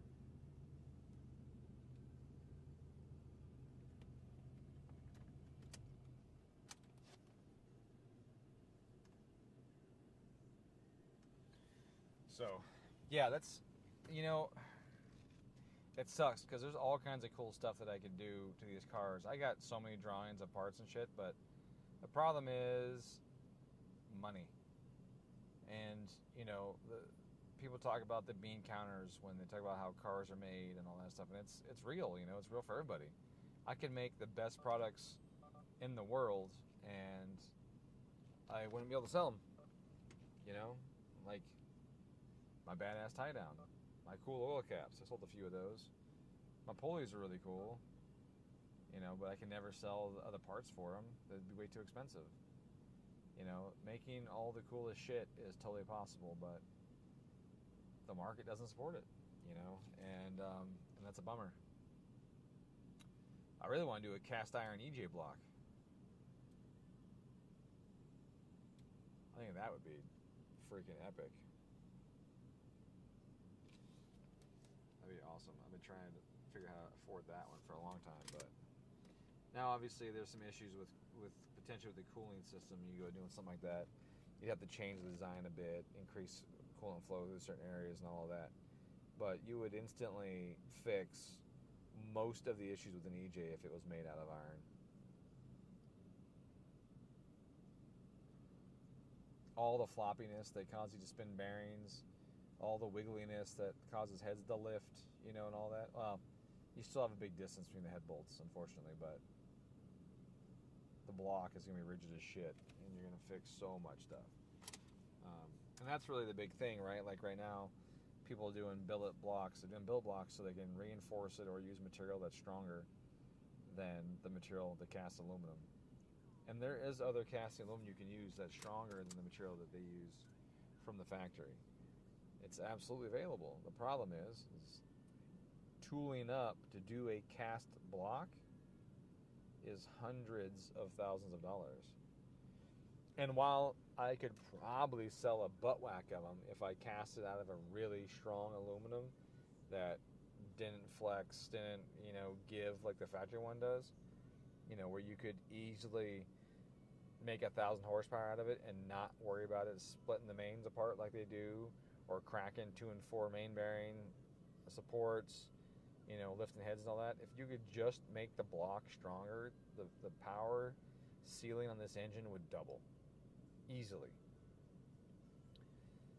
So it's really frustrating to know that I have the ability, the technical know-how, and all that to be able to do it, but I can't afford it.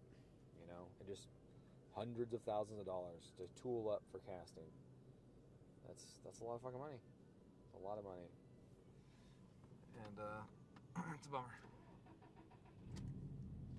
don't like how long this thing cranks.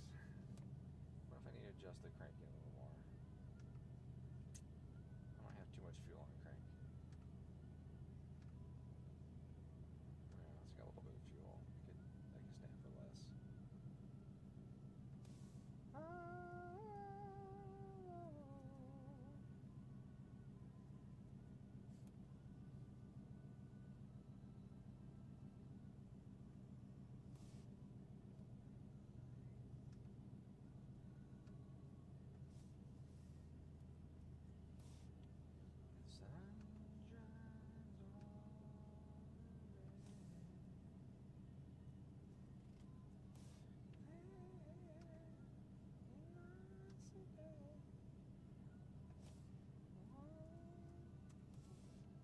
See, want that?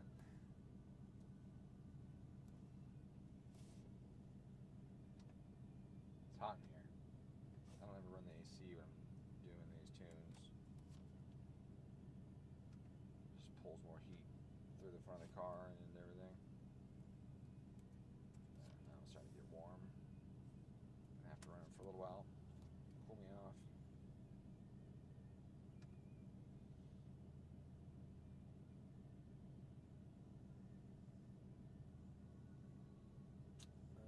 How much costs a 3D print it out of metal? Jesus, man, I couldn't imagine. I mean, 3D printing my little manifold was $2,000. Imagine 3D printing a whole block. That's gonna be a lot of money. Probably more expensive than the build block would be. But could you imagine a stainless steel or an Inconel block? That'd be awesome. Do I have any CADs for the EJ block? No, I have CADs for some parts that I've made for the EJ block. How's the tuning going? It's going good. It's going good. This car's showed up with some unknown mods, and it seems like it's got a billet turbo in it. It had bigger injectors and a bunch of stuff, and it's making way more power than they typically make. So I think it's a billet turbo in here, billet wheel and all that.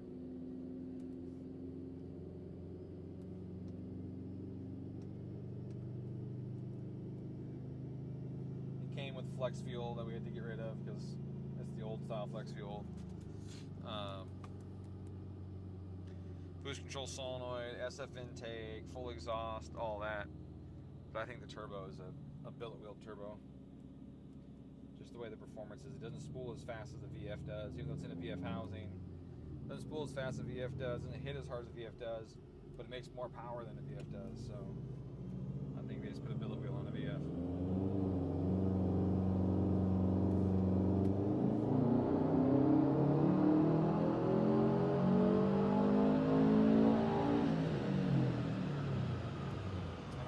Intelligent at the start of the poll. I clicked it over to Sport Sharp. I think messed up my dynograph. Yeah, request torque 340. Yeah.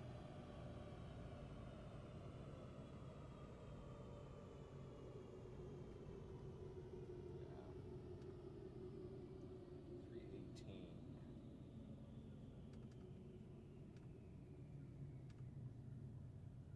Oh, look at that. That did make a difference up there. Okay. Definitely picking up that top end some.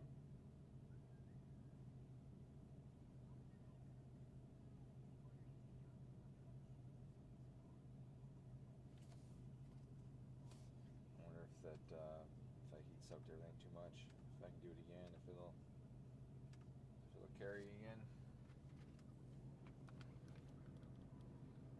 I don't know.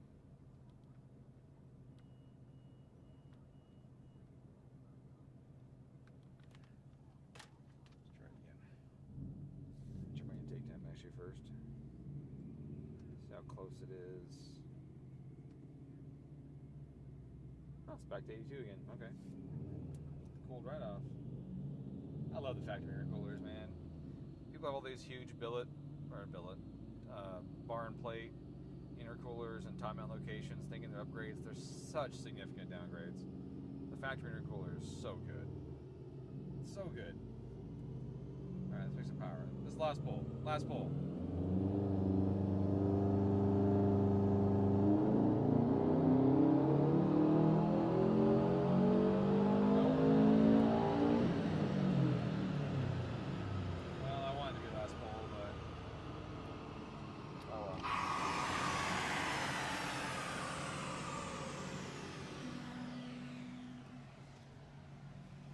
Really wanted to be last pull. Made too much noise. Made too much. I just keep pulling timing out. I keep pulling timing. I keep adding fuel. Now she knocked it 12 degrees. Like, come on. Yeah.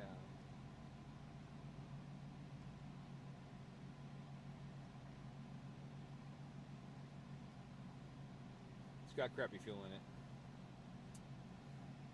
Yeah, it's Cobb. That's why I'm not showing it anymore. I decided not to show the Cobb stuff anymore. I don't want... I've been training my competition too much. I said at the beginning of the stream, you missed all that. But I've been training my competition for too many years. I hear them on saying the exact fucking words and phrases that I do during my tuning streams. Meanwhile, they're talking shit about me, but they're using the exact explanations and stuff. Like you're watching my shit, dude. Like, no other tuner in the world is saying what I'm saying about a lot of these subjects, and then I hear it pop out on their fucking streams, and I'm like, so clearly the guys that talk the most shit about me are watching my stuff and learning from me. So I'm done doing that. I'm done teaching them. I will do the standalone stuff all the time.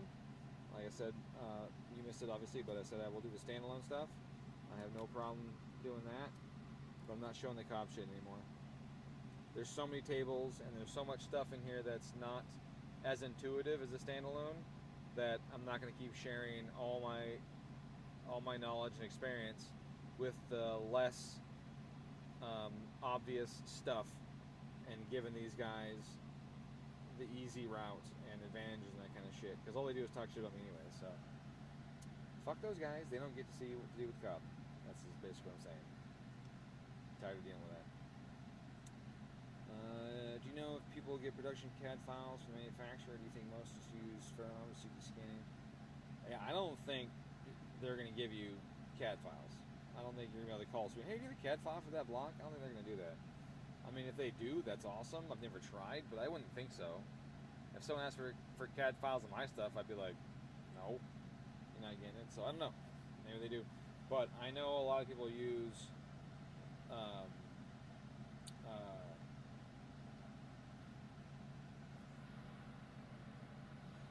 the arms and the what the fuck's it called? I went to school for this stuff. You think I would know what the hell the man, my brain's drawing a blank. What the hell is the word for that? They definitely reverse engineer them with certain metrology tools. Wow, I am really drawing a blank on that.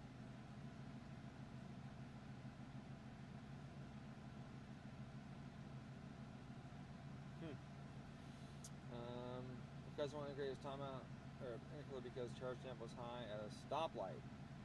The quantity doesn't really matter when you're at a stoplight. Not metallurgy. It's measuring stuff.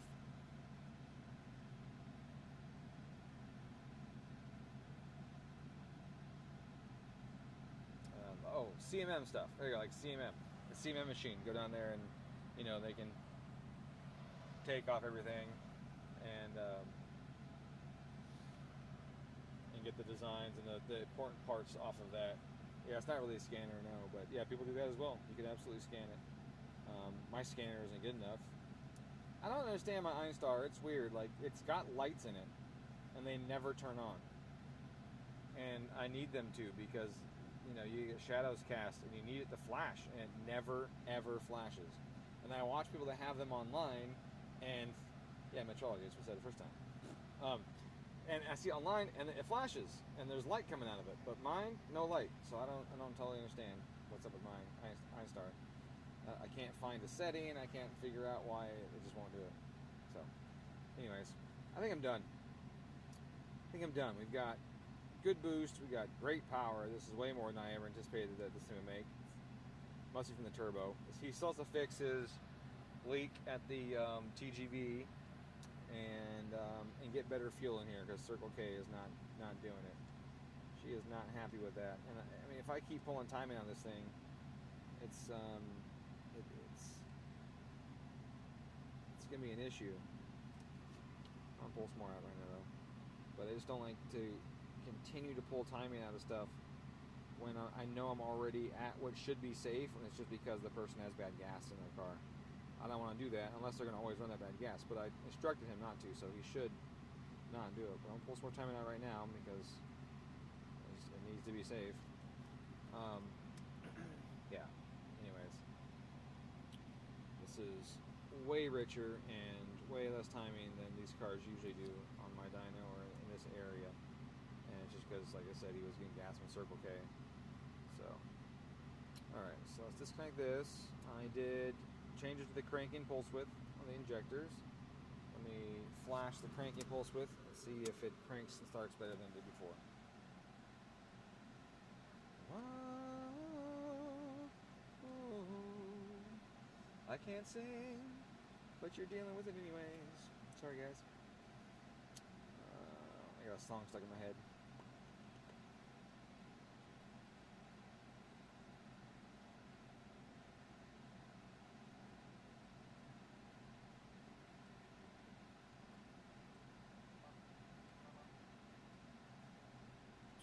I wish it had a little more curve to it right here. A little more sustain right up top right here.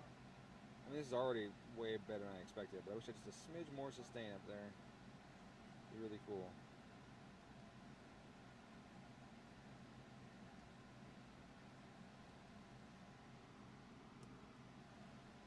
That's the torque.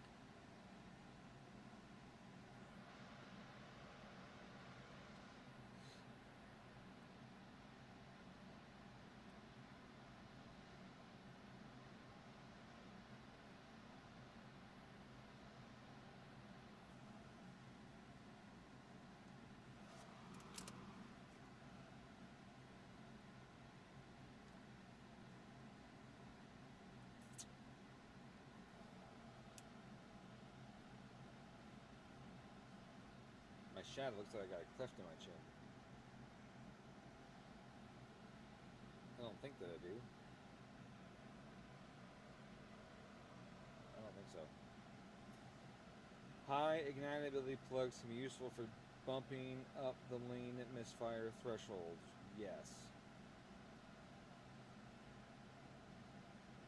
Yes, high ignitability plugs do help with that, for sure.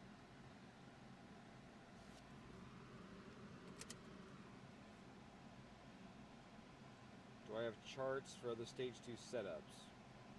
I mean, there's plenty of tunes in here with Stage 2 setups. Let's see. I tuned one yesterday.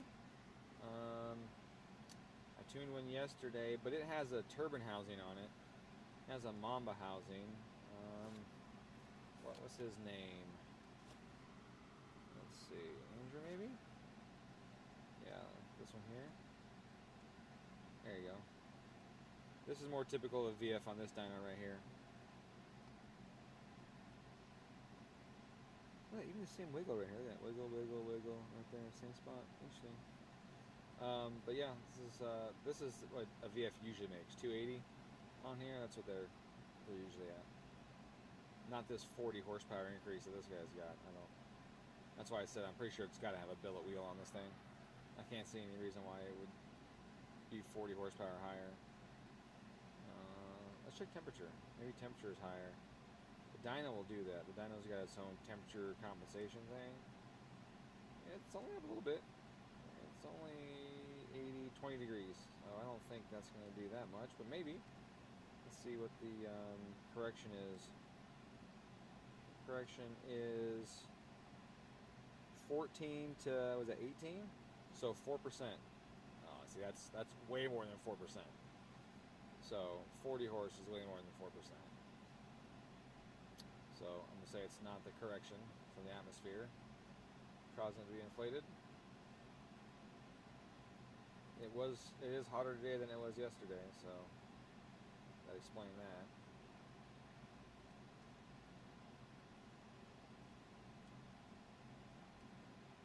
So yeah, even 4% would not make up that difference at all.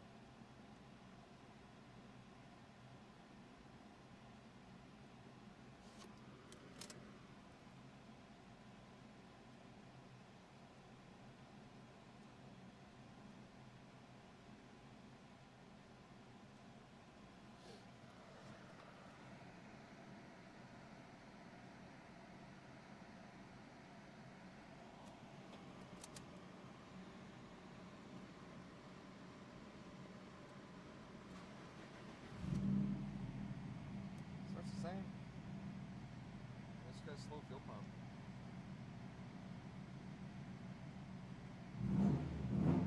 Tipping's way better though. That was definitely an improvement. Super spicy. Excuse me, that was rude. Alright, we're good. I'll take this bitch off the dyno. Actually, I'm gonna leave that up so I can tell him about it, so he knows what's going on there. Close my programs. Alright. Any last questions for me before I shut this bitch down?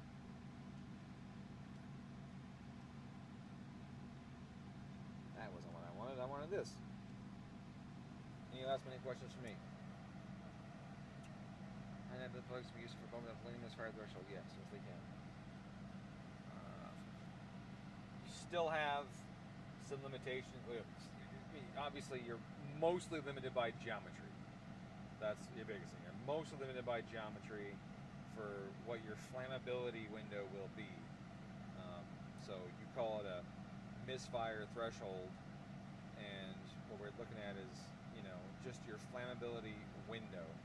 So the flammability window is what AFRs the engine will ignite, will operate in. So high ignality plugs will widen that window, both rich and lean. So when are you streaming next? I don't know, honestly. I don't really answer that. I'm sorry. What happened to the 234? I don't know what you mean by that 234. There's lots of 234s. I was doing a tune one. That's what you're asking. Yeah.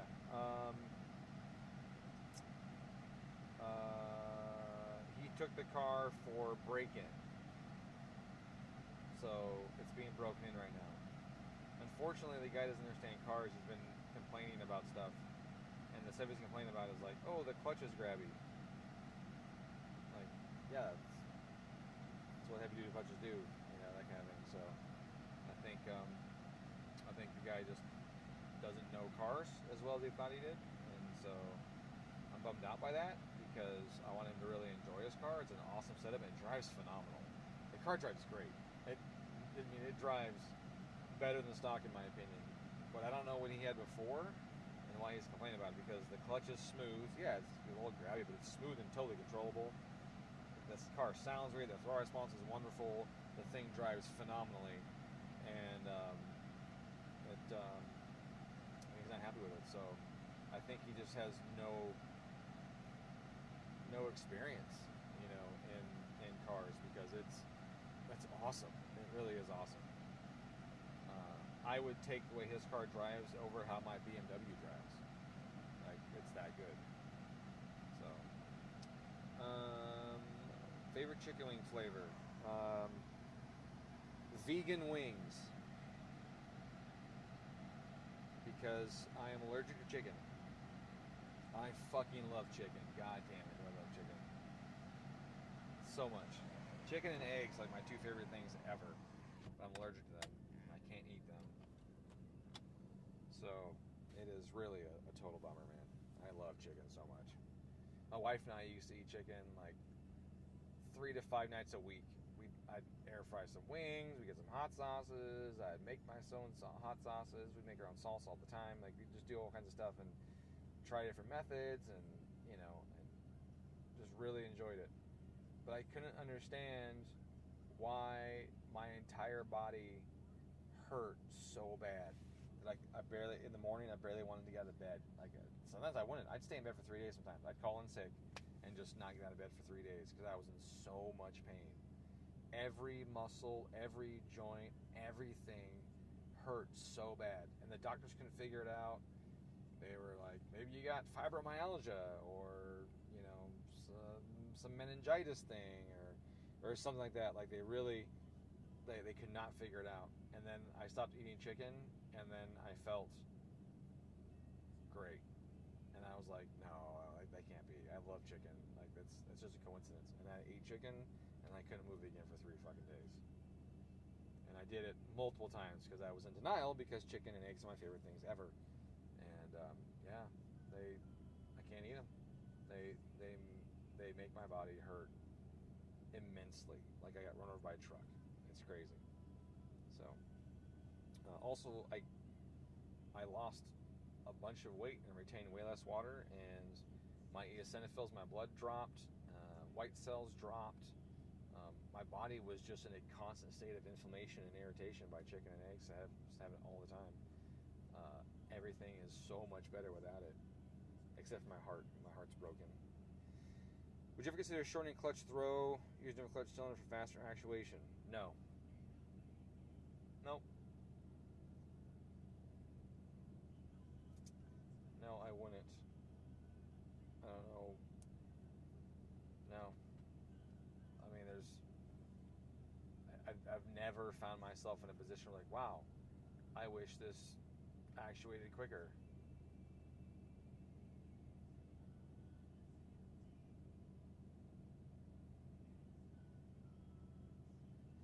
If you did do that, and you can, but you have to put a stop on the pedal to prevent you from using the full stroke, because you will overstroke the pressure plate. If you overstroke the pressure plate, you can damage the pressure plate, you can damage the transmission.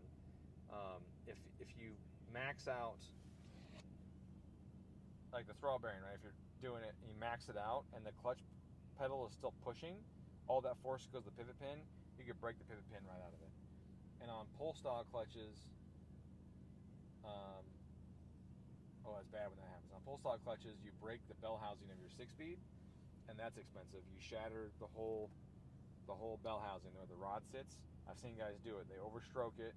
It hits the end of the stroke, and all the force goes to the pin and just pulls the pin. The whole fucking pin just blows out the bell housing, and then you need to replace your bell housing, and those aren't cheap if you can even get them anymore. So I would never do that on purpose. So yeah, man, super sad. It's a bummer. Dude, it's been a rough fucking year this year.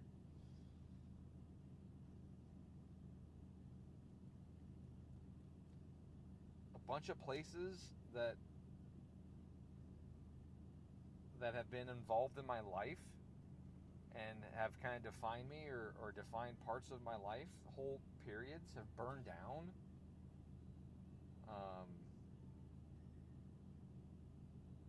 Man, it's been crazy. And my cat died, and man, that's rough.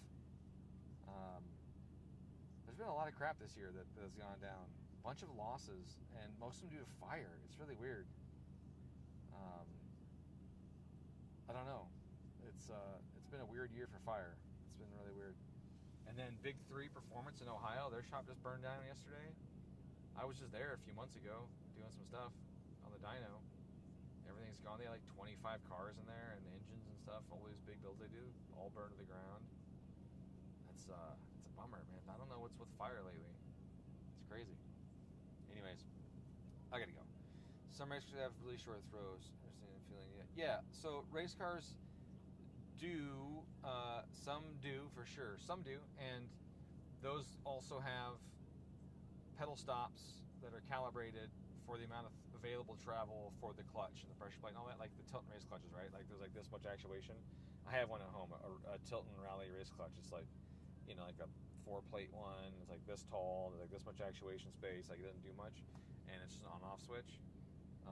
Yeah, those do exist, and they do have short actuations on those kind of things, but that's all done. It's all built together, so they know the actuation distance of the pressure plate, the maximum distance of the diaphragm, how far it can travel before you overstress the spring. They know that. They know the ratio of the fork, and they know how far they can travel on the fork. They know how much force they need, how much travel they need, and therefore they know what size slave cylinder to use and how much fluid it's going to take to do it based on slave cylinder size, and get the master cylinder for that. Like that's the direction you go with that. But if you don't do it that way, you have to stop your pedal, or you will break your transmission belt housing. You'll break the clutch. You can break all kinds of things. So, yeah. Anyways, gentlemen, I gotta go. I get this customer's car. It's almost time to close up, and he's got shit, and I gotta help Lane with this other car. So, anyways, I appreciate you guys hanging out. It's good talking to you. It's a lot of the repeat guys. It's good talking to you as always. And for guys that said something for the first time in a while or ever, I appreciate you as well. Hopefully I answered all the questions that were asked. I might have missed something in there. Hockey. Yeah, hockey's alright. It's alright. I don't like any game where you win 1-0 or 3-0. It just gets a little too back and forthy with no results. Whereas like basketball is too back and forth with too many results. So, anyways, I think that's the last thing I missed. And